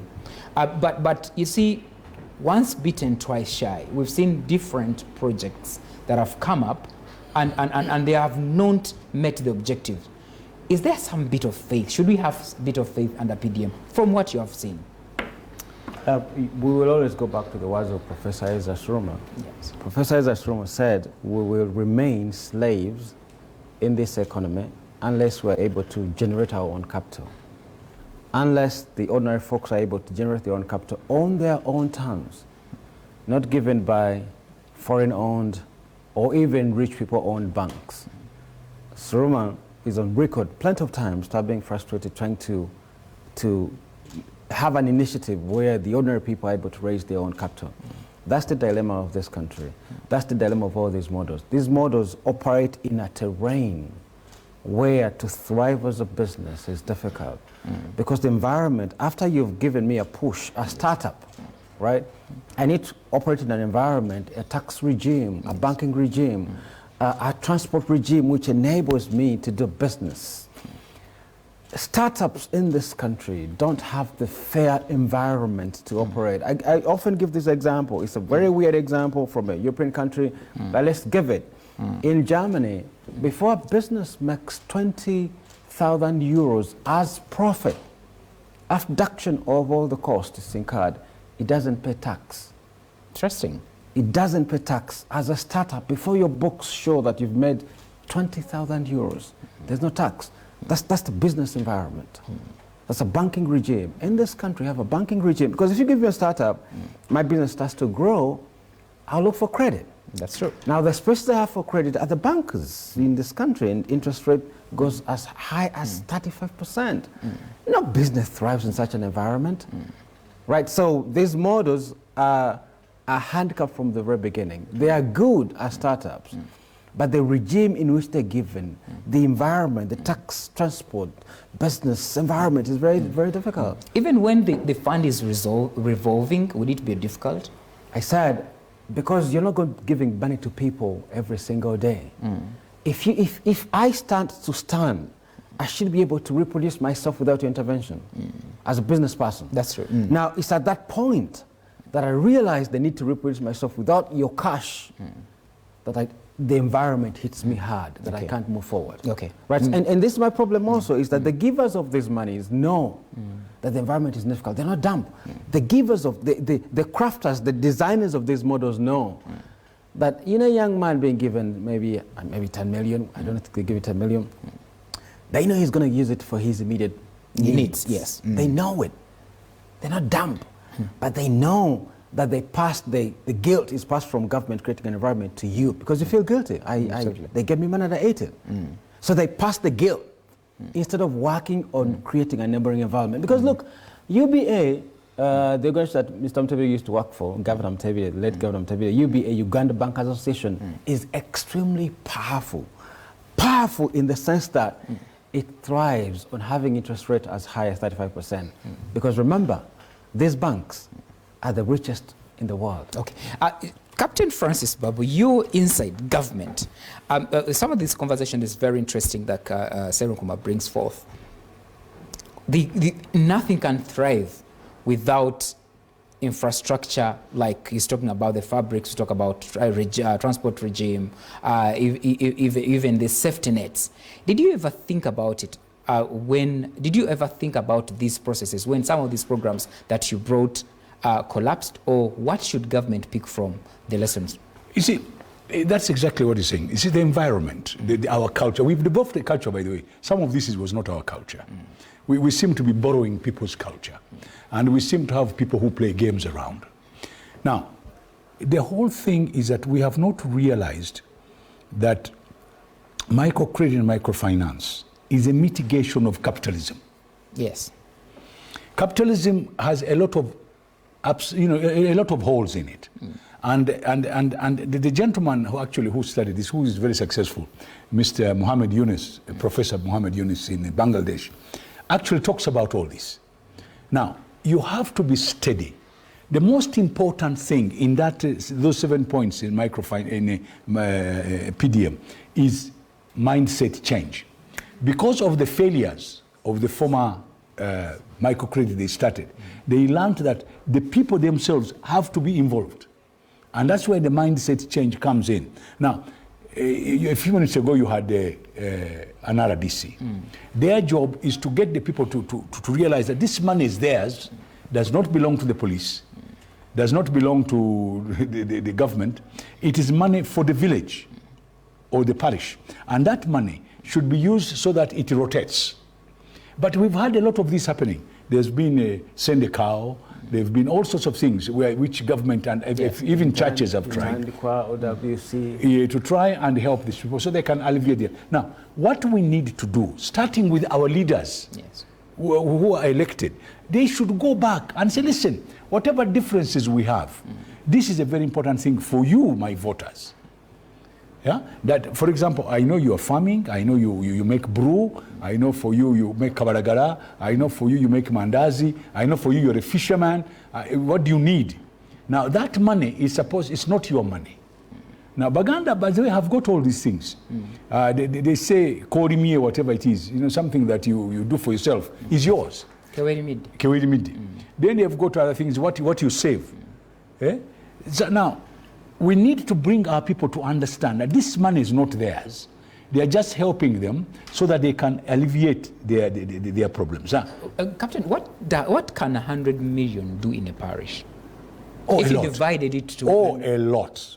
If you divide it to, let's say population, a parish has 10,000 people. Yeah, but the 100 million is not all to be given out. It is going to do all those 7 things I've talked about, including, getting them to understand. They are supposed to borrow this money.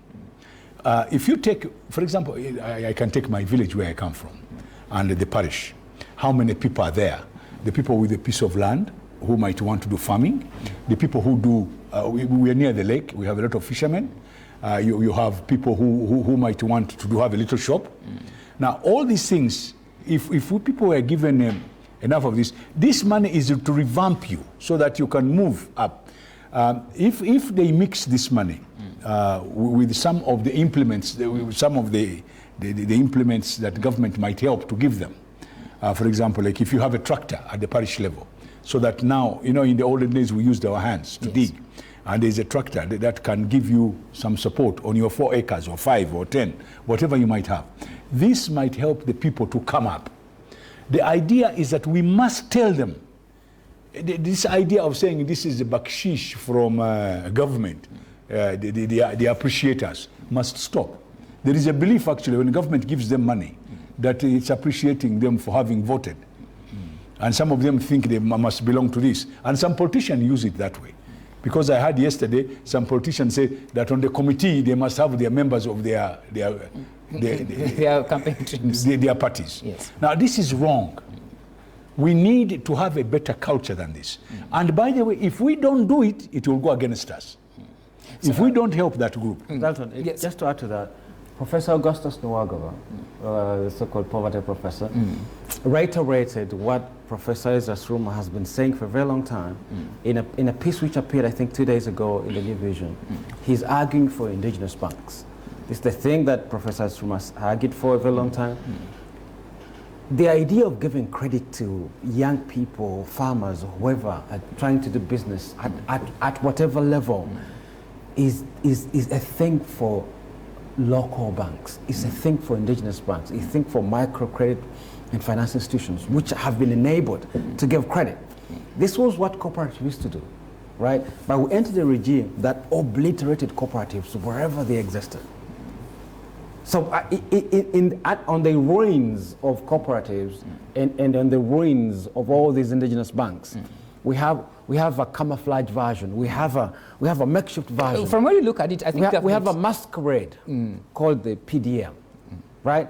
And if I say this with all honesty, if this government meant well, they would simply create an environment where individuals are able to create their own banks in the villages. Because look, this is really mind-boggling. To start a local bank in this country, Bank of Uganda, put the cap, the premium you have to have as a businessman at 25 billion Uganda shillings. 25 billion. How many Ugandans do you think have that? How many people do you think can put themselves together and start a bank immediately? How many? Basically, they open this space for only people from elsewhere who come here, set their own interest rates, and cheat the local person. So how can this, I know government has had so many frontiers on alleviating poverty. We've just mentioned, even people can access credit through these small finance setups that government has enabled. But how can this model, the program, be made better such that it benefits that person that is supposed to? The environment. It's as simple as that, it's the environment. You see, they're dealing with everything else, but not the big elephant in the room. The big elephant in the room is that the environment stifles business. The environment stifles growth. If you grow your business, even because people who are not waiting to benefit from this sort of bounty from the government, people are doing ordinary business in Kampala. At a certain point, and by the way, I'm not talking about small people, talk about the businessmen you think are big. One of the biggest things happening in this city right now is property going to government to banks. Banks are taking up people's property. Yes. At some point, a businessman realizes when they want to turn their business into a multi-million business, they realize it's difficult. They can't break through. You know why? Because economies thrive on banking regimes and tax regimes. They realize all of a sudden that you've hit the ceiling. You can only work in an environment where you can simply survive. You can keep an appearance. It's as simple as the environment. Enable Ugandans, create the environment where Ugandans can start their own small banks. The president, by the way, I should tell you, recently, I don't know where he was speaking, he said he regrets closing UCB. Yeah, that's true. Right? And you ran the story here. At Mutebire's memorial. Well, I find that a bit feigned regrets. I don't think he's genuine in that because he knows that... He blames Mutebire. I'm not sure. The president's fond of blaming other people except himself. He was aware because this debate was volatile in the 90s, whether UCB should be closed. And Professor Surma argued convincingly that this business UCB was actually making money. It wasn't in credit, right? He frustrated him. And I don't think it was Mr. Museveni alone. And this is where I take a double from Mr. Museveni. I think it's from Uganda Bankers Association. There's a cartel called Uganda Bankers Association. Ran by executives in Netherlands, in Germany, in the UK. All these banks you see around this town, 24 of them, only 2 are indigenously owned. All the others, 22, are owned by foreigners. Yes. Those foreigners are extremely powerful, more powerful than Mr. Museveni. Okay. Well, very interesting discussion on PDM and how it can be bent better and how it can operate in this environment that we're in. Some of the takeaway points is the environment that we operate, the tax regime, and also we've heard from Captain Francis Babu on people should have value, attach value to what they have, and they should work for it. When people work for their money, they really protect it. Let's go for a break. When we return, we shall be speaking about NSSF. Stay here.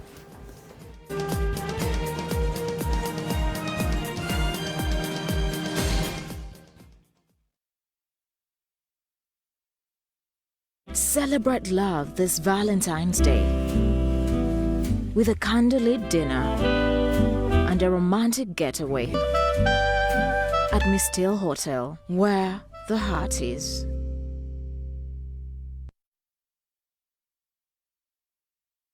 Have you thought of becoming a homeowner? BuildNet is giving you an opportunity to own a quality and affordable apartment today. With exquisite apartments in Nalia, Nigeria, Kira, among other areas. Our 1, 2, and 3 bedroom apartments are designed to meet all your desires. Book your apartment now with only 5 million Ugandan shillings. Call us on the contacts below or visit our website www.buildnet.co.ug. Find us at Tinder Complex, Block B, First Floor. BuildNet, for quality and affordable housing. Buying a Mercedes, Toyota, or Range Rover? Let World Navy make your dream car a reality by importing it directly from Japan. We offer cash and Stanbic Bank direct import financing of up to 80%, meaning you can secure your dream car with only a 20% deposit. We offer free pre-shipping car service, accident-free and mileage certificates for your peace of mind. Find us at Forest Mall Ugogo, Block A, ground floor, or call 0704 105 159. World Navy. Drive luxury.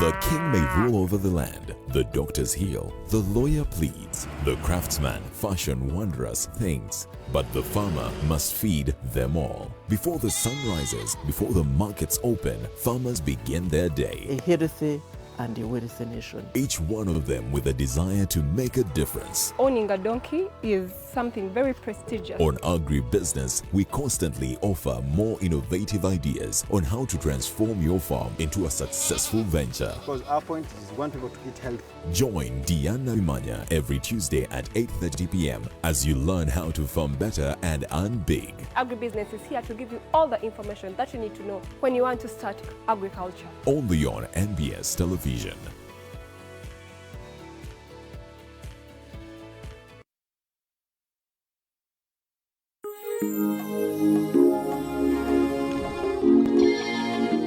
Kizikizezi byamaso omukwano yandage ekkubo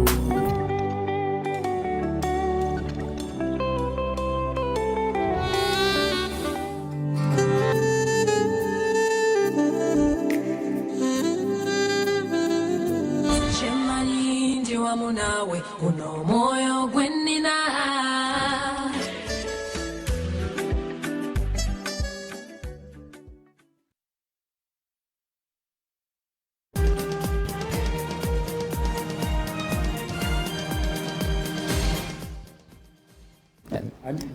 Well, it's a pleasure, still part of this topical discussion. My name is Dalton Kawesa here at NBS Television, the Political Command Center. We just shelved the discussion on PDM. Now it's upon us to engage another gear, and this time around it's what is happening around NSSF, the fund for all of us. All of us, for some people that actually say, because some people work in places where their money is reduced and never remitted to the NSSF. The probe in Parliament is scrutinizing the evidence that was tabled, and tomorrow they resume to again interface with some of the witnesses that have already interfaced with. Is this probe finally going to set straight the operations of NSSF? We don't know. We will definitely be answering some of those questions, and your public question you can always get to us through our social media handles. We shall be able to answer those questions. I have two gentlemen again, Dr. Yusuf Serunkuma, a social researcher and a political commentator, but also have Captain Francis Babu, who is a veteran politician, and he has been around systems and leadership. I want to start with Dr. Yusuf. Why is NSSF always under the cloud of suspicion? Yet they have very small money. Why? Yet they have very small money, right? Is that small money in this economy? Small money. Yeah, I think it's a lot of money for this economy. I know that's gonna blow your mind away, Yes. but I think it's very small money, right? Yeah. Considering what possibly this country can have, right? It's very small money, and I think it's the malaise of this country is that we magnify small things. Because look, you know, Uganda is 40 million people, right? 40 million people. Yes. Not 1 million people serve with NSSF. What does that tell you? We're discussing their monies, right? And I think we're magnifying small things. Let me give you the math, for example. So 800,000 people save with NSSF. I think those are active accounts. 800 people save with NSSF. And I should tell you, well, I should keep the figure in mind. This is 40 million people. Out of 40 million people, only 800, did you know? Only 800, which is like 0.0 something percent, save with NSSF. And it's a big debate. Imagine all of those people are just saving 10,000 shillings per month. Now, every month, it means you have 8 billion. You have 8 billion being saved. You know, this is 10,000. I think the average could be either, depending on how much you earn, it could be, you know, between maybe 20, 25, thereabouts. But let's work with the lowest, which is 10,000. Yes. If everybody's paying 10,000, that's 8 billion a month, right? Do you know how much every Ugandan, for example, you know how much 800 people give, say, to Airtel a month? So consider 800 people. If the same amount of people were giving 1,000 Uganda shillings to Airtel through this monthly subscription, daily subscription, 1,000 every month, that is 30,000 every month. That is 24 billion. So if the same amount of people saving with NSSF, give Airtel, the company which runs a telecommunication company. You don't take care of pains. Listen, wait. Let me finish my math. Yes. The 800,000 Ugandans saving with NSSF, give 30,000, give 24 billion to Airtel every single month, and we are complaining over 8 billion. So are you saying we shouldn't complain about the natural resource that is there? Because, you know why? Because our economy has been so deprived. We focused on the small things. We have a system. I'm going to build a case. It's so many things that I play here. We focused on the small things because the compulsion to save within NSSF is illegal. It's in the laws to have to save with NSSF. But the money going to NSSF is small compared to what we can have. So this is why all our energies are focused on this small fund. Right? So then we can discuss the fund. But first of all, I want to make it clear that 18 trillion is small compared to what this economy enables. Right? And that tells us about our mindset. Our mindset is really in the gutters because we can afford too much. The discussion we had at the very beginning, when we went into this sort of pornographic liberalization, where we opened our market to South African, British, and foreign businesses. Airtel, consider if this government if you are compelled to operate your SIM, your telephone, with Uganda Telecom, and you have 21 million subscribers. We wouldn't be talking about NSSL. We'll be talking about how much does UTL have for Ugandans as a business. We'll be talking about how much does Uganda Airline has if you're still running as a business. We'll be talking about how much if the transport was still working. We'll be talking about how much. Granted, Doctor, here we are. So first of all, I want to say the amount of attention NSSF receives is disproportionate. Okay. Because consider what this economy can enable. Because we have nowhere else to look. I'm telling you, you just stated. This is a mindset. Your mindset is in the gutters, right? We have been so squeezed. The only remaining semblance of saving that there's a bit of money somewhere is NSSF, right? 18 trillion compared to what this economy enables is peanuts. I'm telling you, it's peanuts. And because you look, and I hope I can build the case for you that here is a national saving scheme. Then we had, say, a national telecommunication company, a national hotel, a national transport system. All these things beginning with national something are defunct. We have one now, right? And this is why it's so much attention. I think it's because we're debating elite money. We're debating elite money. Only 800 people saving. We are debating. Monitor did a story. Shouldn't we? Well, we should, but it's very inconsequential. Then why are we? That takes back to the question. Monta did a story back not too long ago, maybe a year ago. We said only 1% of Uganda's earners, workers, are able to earn 1.5 million a month. That's true, right? Only 1%. So I think for me, as a political economist, we'll be debating productivity, right? We'll be debating how do we make this economy productive? That things like the amount of attention that we give to NSSF, fits within how productive we can be. So how do we find ourselves here? How we find ourselves here? Is it because of mindset? Is it because of environment, like on state? I think a couple of things are happening right now, right? So first of all, I think significantly, we are debating NSSF for the entire time we debated NSSF. I was a junior reporter when Tamango report at the Independent. It was a big scandal. We've lost so many former NSF heads. What we are debating right now is a national condition, which for me, I think we're debating the legacy of this presidency, specifically the legacy of the co-president, General Salim Saleh. All right. Let me make it to them. There was a wonderful story yesterday in Daily Monitor asking the 5 unanswered questions. And question number 5 was, how does Salim Saleh feature? Because his name has been all over the current saga. It's not recent, it's been all over these sagas for a very long time. How do we integrate in this conversation the legacy, the CV, the profile of General Salim Saleh? All right. And I think for me, that's the big elephant. We'll come back to that. Captain Babu, you've been around, you've monitored. I want to just share with us your view of the different regimes and how they operated, they have been operating in NSSF. You know, the elite of this country. Where you belong? No, I'm not an elite, but I know the elite of this country are in a lot of problems. They have put themselves at a pedestal where they don't listen.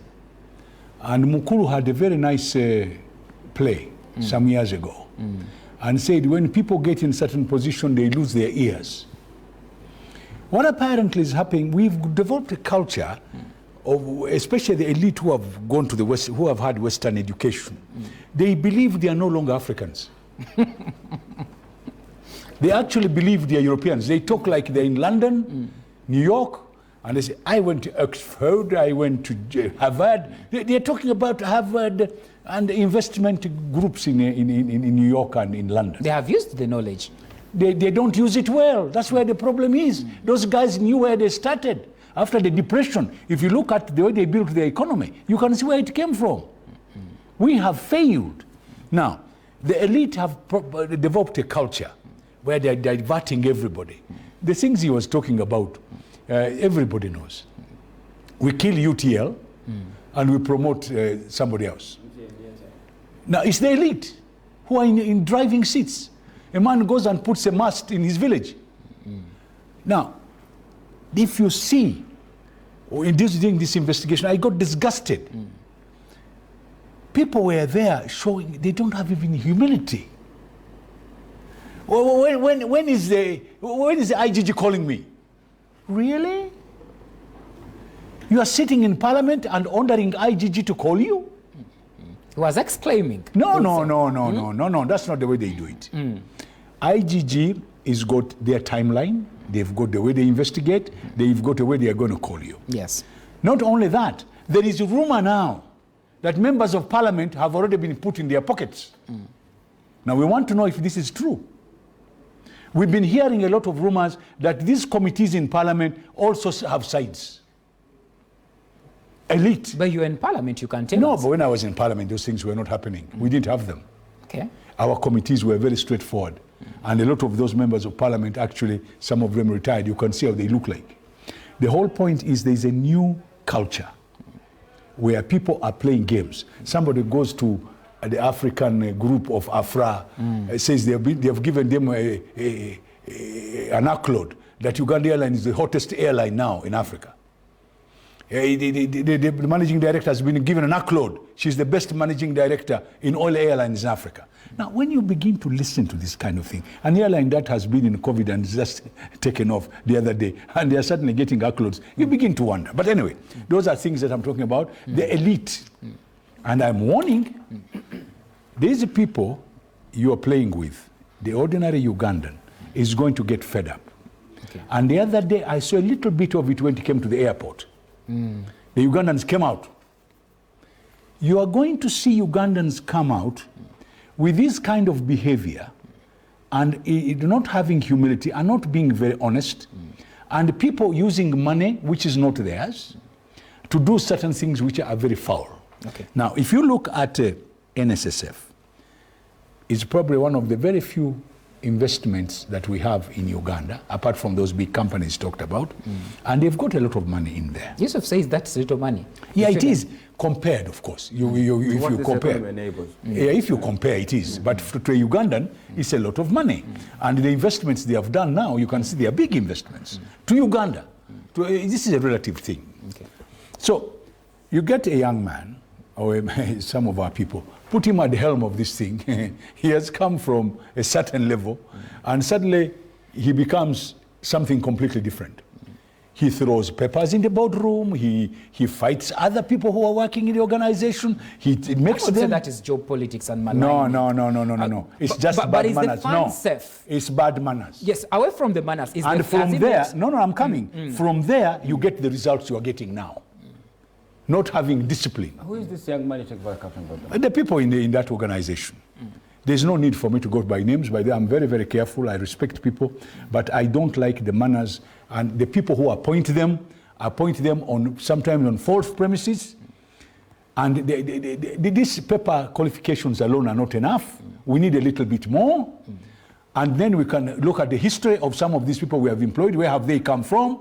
What was their track record? What did they do? And then we start saying, wait a minute. We are having problems in NSSF now. What happened in that job where he was? What happened in the second job where he was? How did he end up? Maybe, Captain, just to come in, when you look at the reports that have been given to the president, yes, it shows that the person, Richard, at the helm of NSSF, it has been successful in terms of management. So I think it would be unfair to say that when you look at where he has come from, you would doubt that potential. That is what you seem to insinuate. Did you say what? Report? Who made that report? Who made that report? Have you read here the bonanza to the board? Have you read the bonanza to the board? Have you read the bonanza to other people? Please, who made these reports? I would imagine they're enough. No. We are putting square pegs in round holes. I'm sorry, I am not going to be kind. Because this is our country, this is Uganda. We need good people in these places, people with a bit of humility and knowing where we are going, where we are from and where we are going. Yes. Okay, let me bring in Yusuf. Yusuf, before I went to Captain, Captains, you talked about General Saleh. Yeah. Oh, by the way, that one before we finish. Yes. After reading, and I'm sorry, you have to read it again. General Saleh and a few other people have started these big industries in Kapeka. Yes. Because I investigated. And these people were called there about the people who are employed and what they can do with those industries if they can invest in them. It was nothing more than that. Well, we still have a question. Thank you very much. I want to ask, the question is, from the confessions that we've had, I know very well you've been watching NBS because we had to relay them live. Is this a question of operation and management, or it's a political issue that we're dealing with? Is it former or current? Is Biargava, do you call him former now? What do you call him? Is it former? Okay, let's go with former, because it looks like his position is now former. The former ED, Mr. Biargava, gave a very solemn appeal to Parliament. Yes. Was it yesterday or the other day, where he said they should be investigating when they're still in the job. But the speech was lengthier than that. And among the things he said, which he found really troubling, was that he is 60. 62 actually. He's 60. His deputy is 62. So the letter appointed his deputy, who is 62, the letter from the minister. Yes. But the 60-year-old man was being told to retire because he reached the retirement age of 60. But the 62-year-old was being made take over in an acting position for a year, given a year's contract, right? He said he found Is there a contradiction? Well, according to Mr. Biargaba, he found this mind-boggling. I am 60, my deputy is 62. Why would he should have retired 2 years ago, be the one taking the contract for the next year and not myself, right? And for me, I have one message for Mr. Biargaba. The question is this: who did he offend? Because everybody in this country has a crime of a particular form. Yes. Of any form. Anybody in this country. So at that point, when you are subject to investigation, the question we tend to ask, which I think is the most logical question to ask, is who did he offend? Whose toes did Mr. Biargaba step on? Because before he answers that question, he has no job. This retirement issue will remain there as long as, because it's a legal issue. He's clearly retired. Yes. But he could get another 5 years if he wanted to. If he is not stepping on people's toes. So the question for me, which I think Mr. Biargaba will never answer on the floor of Parliament, may never answer in front of any committee, who do you offend? He has to go back. Because when you become a subject of contention, when you become a subject of investigation in this country, say, all of a sudden they say so-and-so has built his apartments in wetlands, right? Or when they say so-and-so has been flouting this regulation, or something comes up, the question we ask is, who did you offend? So Mr. Biargaba has to sit down and ask himself this very solemn question. Who did I offend? It's not these MPs. Because look, earlier we had an investigation investigating the CEO of Uganda Airlines. Yes. Right? The chief investigator, the head of the committee, is being investigated now, right? Yes. For investigating the qualifications of the CEO of Uganda Airlines, who, by the way, is now fully operational as a substantive CEO. Now, we have a guy who looks very qualified for the job, but is being sidelined. He's being pushed aside. He's become the big debate of the day. The question is, who did he offend? I want to put it also to Captain. Before Mr. Byarugaba answers that question, he has no job. If he still wants this job, he has to go on his knees, plead with whoever you offended, say, I am sorry, I am sorry. If they haven't written to him a cheat, if there's not been written to him, he should go and apologize. Captain, this whole discussion seems to be taking a personal trajectory line than the real gist of is NSF being managed well? I would like to pick your mind on that. First of all, the appointing authority has a right, even if your age has reached, to give you an extension, even as permanent secretaries in the whole government. Yes. They can give you a contract for 1 year, 2 years, a short contract.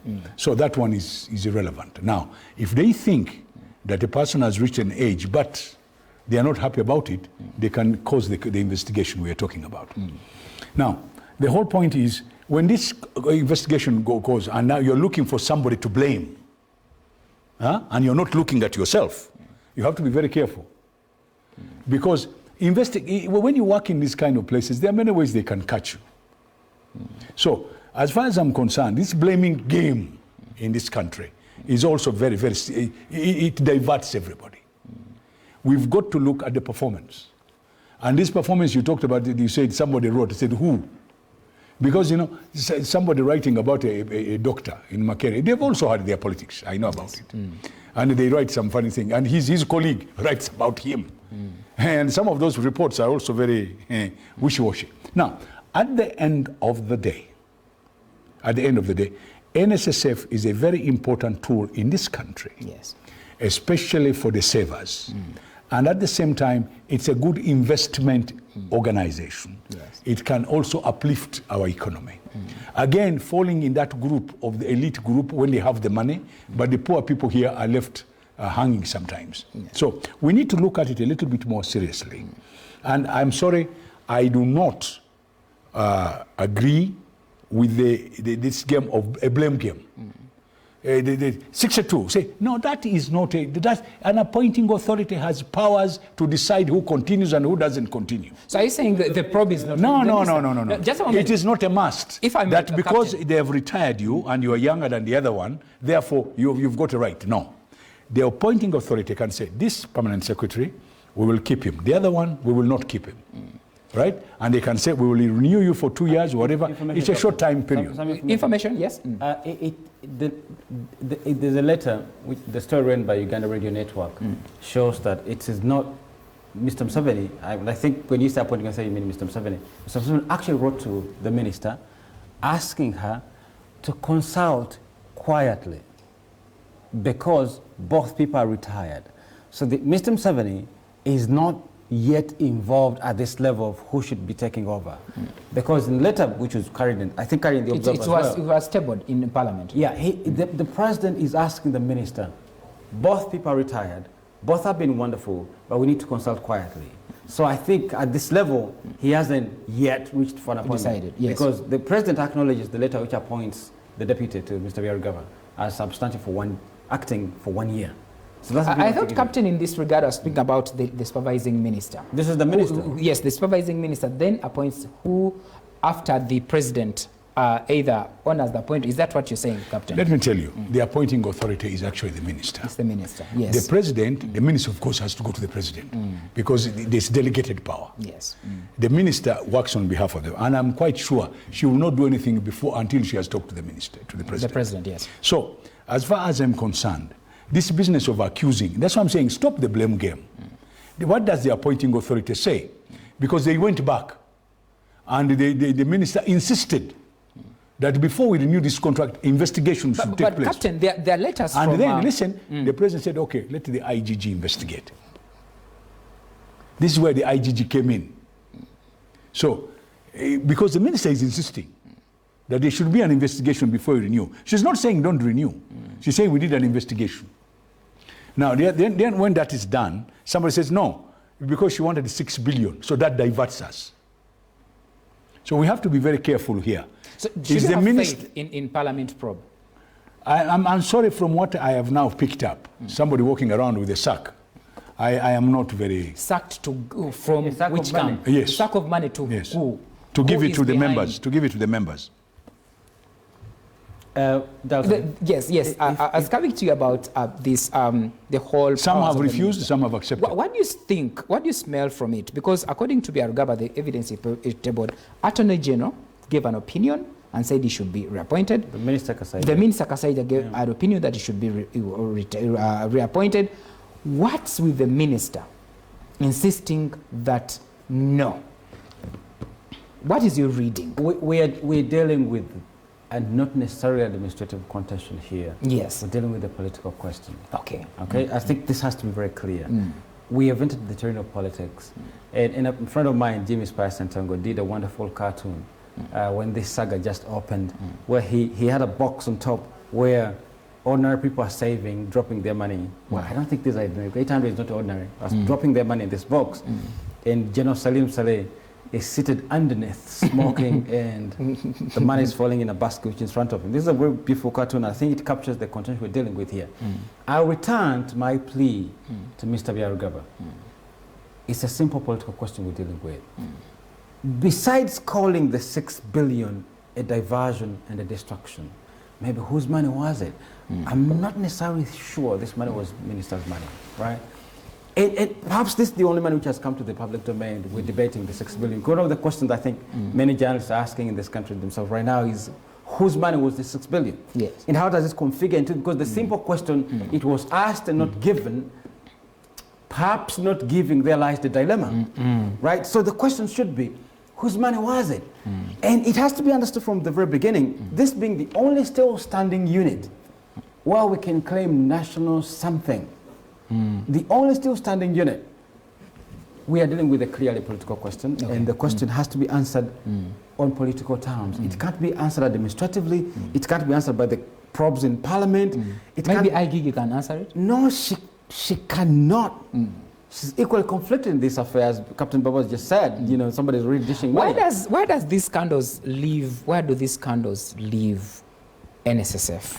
We have had a litany. There's one word only that we must all use. Are we honest? Are we honest to this country? Look, I'm sorry, sometimes I feel like crying.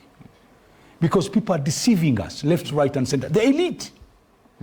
And a man called Obasanjo many years ago, handing over power from the military to the civilian, he says, the problem with you, the elite, you know how to stir problems. And when the problems have burst, you get on the aeroplane and you go where you have kept your loot. Now, we have this, and we've been saying it all the time. I've repeated this over and over again. The poor people will know soon that you're cheating them. And they will turn around. Now, I don't agree with this covering up. No. The truth is, there's a dirty game going on. And by the way, you keep on saying it's political. How about if the intelligence was that there are things behind there? Which intelligence? Intelligence of government. If they find out that there are other avenues where money is getting lost. How about if there's an investigation that during the disbursing the money to the owners, people are taking that money, giving it to ghost people? How about if there's money which is being stolen? Yeah, so that's why the investigation comes in. The investigation, please don't look at these things, they are turning you away. What is happening in NSSF? Are there some data things going on? Captain Babu. Not political. Terms of reference is of the committee is looking at the governance itself. What you just said, a former minister, Zoe Bakoko Bakoru, told us very vividly. She was speaking from exile. She said she put in place an investigation to NSSF hemorrhage. She said it was 6 billion which was being hemorrhaged that time, yes. Annually. 5.4 billion. And she said the money was ending in State House, right? She said the money was ending from the one that appointed her to carry on with the investigation.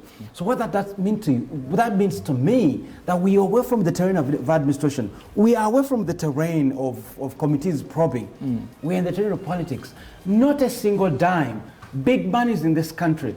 Big monies in this country don't move without their awareness. You taught us that politics is a management of society. You taught me that politics is a management of society. So you are talking about managing. No, you're professors, you're the ones who teach us. Yes. Management of society, whether you want to call it politics, it is management of some sort. All right, it's very. I've just been told we are running out of about a mafia, a dirty game. Yes. Clearly we're in the general politics. This is why I said two things has to be clear for Mr. Rigava. Mr. Rigava has to apologize to whoever you offended, and the CV, the profile of General Saleh in this entire saga has to be made more prominent than it is at the present. As we are told that our time has really run out briefly, and Captain, I want to come to you. The feasibility of this probe getting us the real answers that you pose in terms of honesty and everything, is it something that you're giving a thought and you think it will come out well? The only person who can help us by being very honest, and he has all the intelligence and he has all the information, is the president of this country. Okay.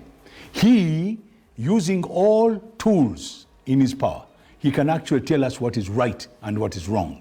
There's only one person and his ministers who can turn around and say, yes, this is right. And he has to be honest about this because this thing is going to blow. Okay.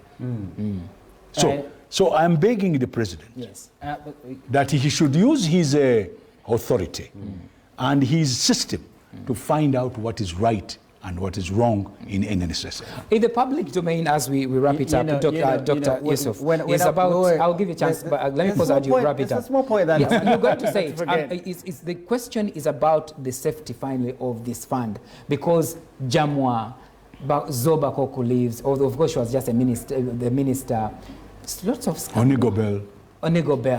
I mean, how is the saving safe? The point I want to, a quick one before I come to the question. Yes. When I was at the Independent, my managing editor then, Andrew Mwenda, used to say, you cannot ask a Dracula to investigate a blood bank. This is what Captain Francis Papua just said. He's asking a Dracula to investigate a blood bank. So the set of NSSF, right? I think this is it's become a saving has to be diversified, right? But the beginning point is that we don't have things to save. Not many people are saving because this economy is very small. Many people don't have money in their hands. The poor people that Captain Boa has spoken about quite eloquently are not saving with the NSSF. We'll talk about the elite here who have dominated our areas for a very long time. The poor people are saving by other means. So when they see us talk about NSSF, they see it as the usual scandals with this organization, right? It's just 800,000 people. That's really small compared to the general populace who are struggling to make an existence for themselves. I think moving forward, and a different regime of politics, I think NSF would have been run better.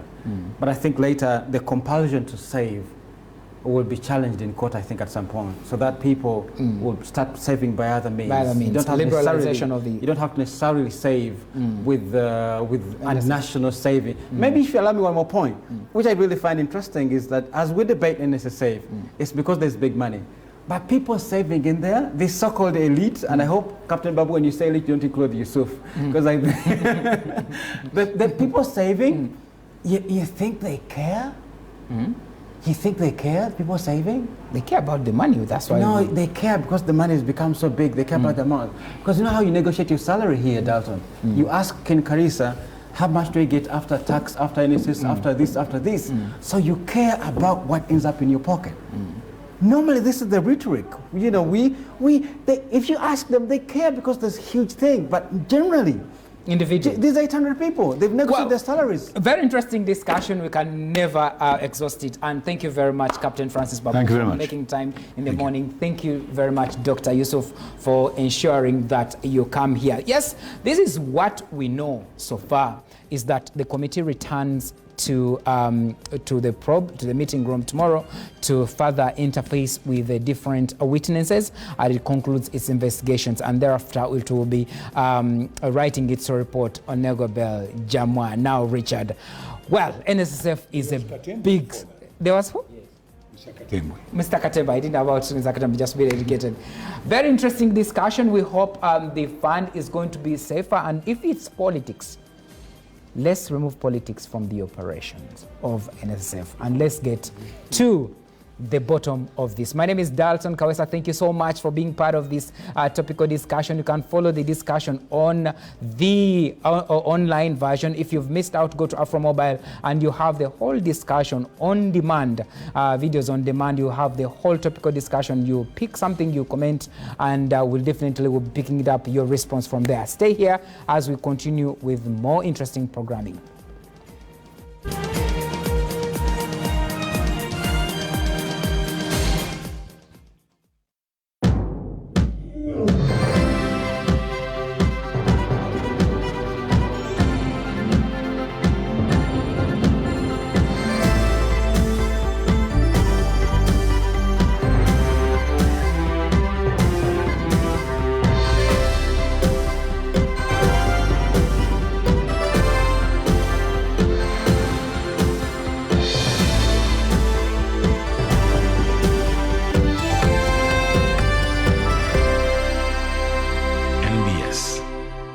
Always.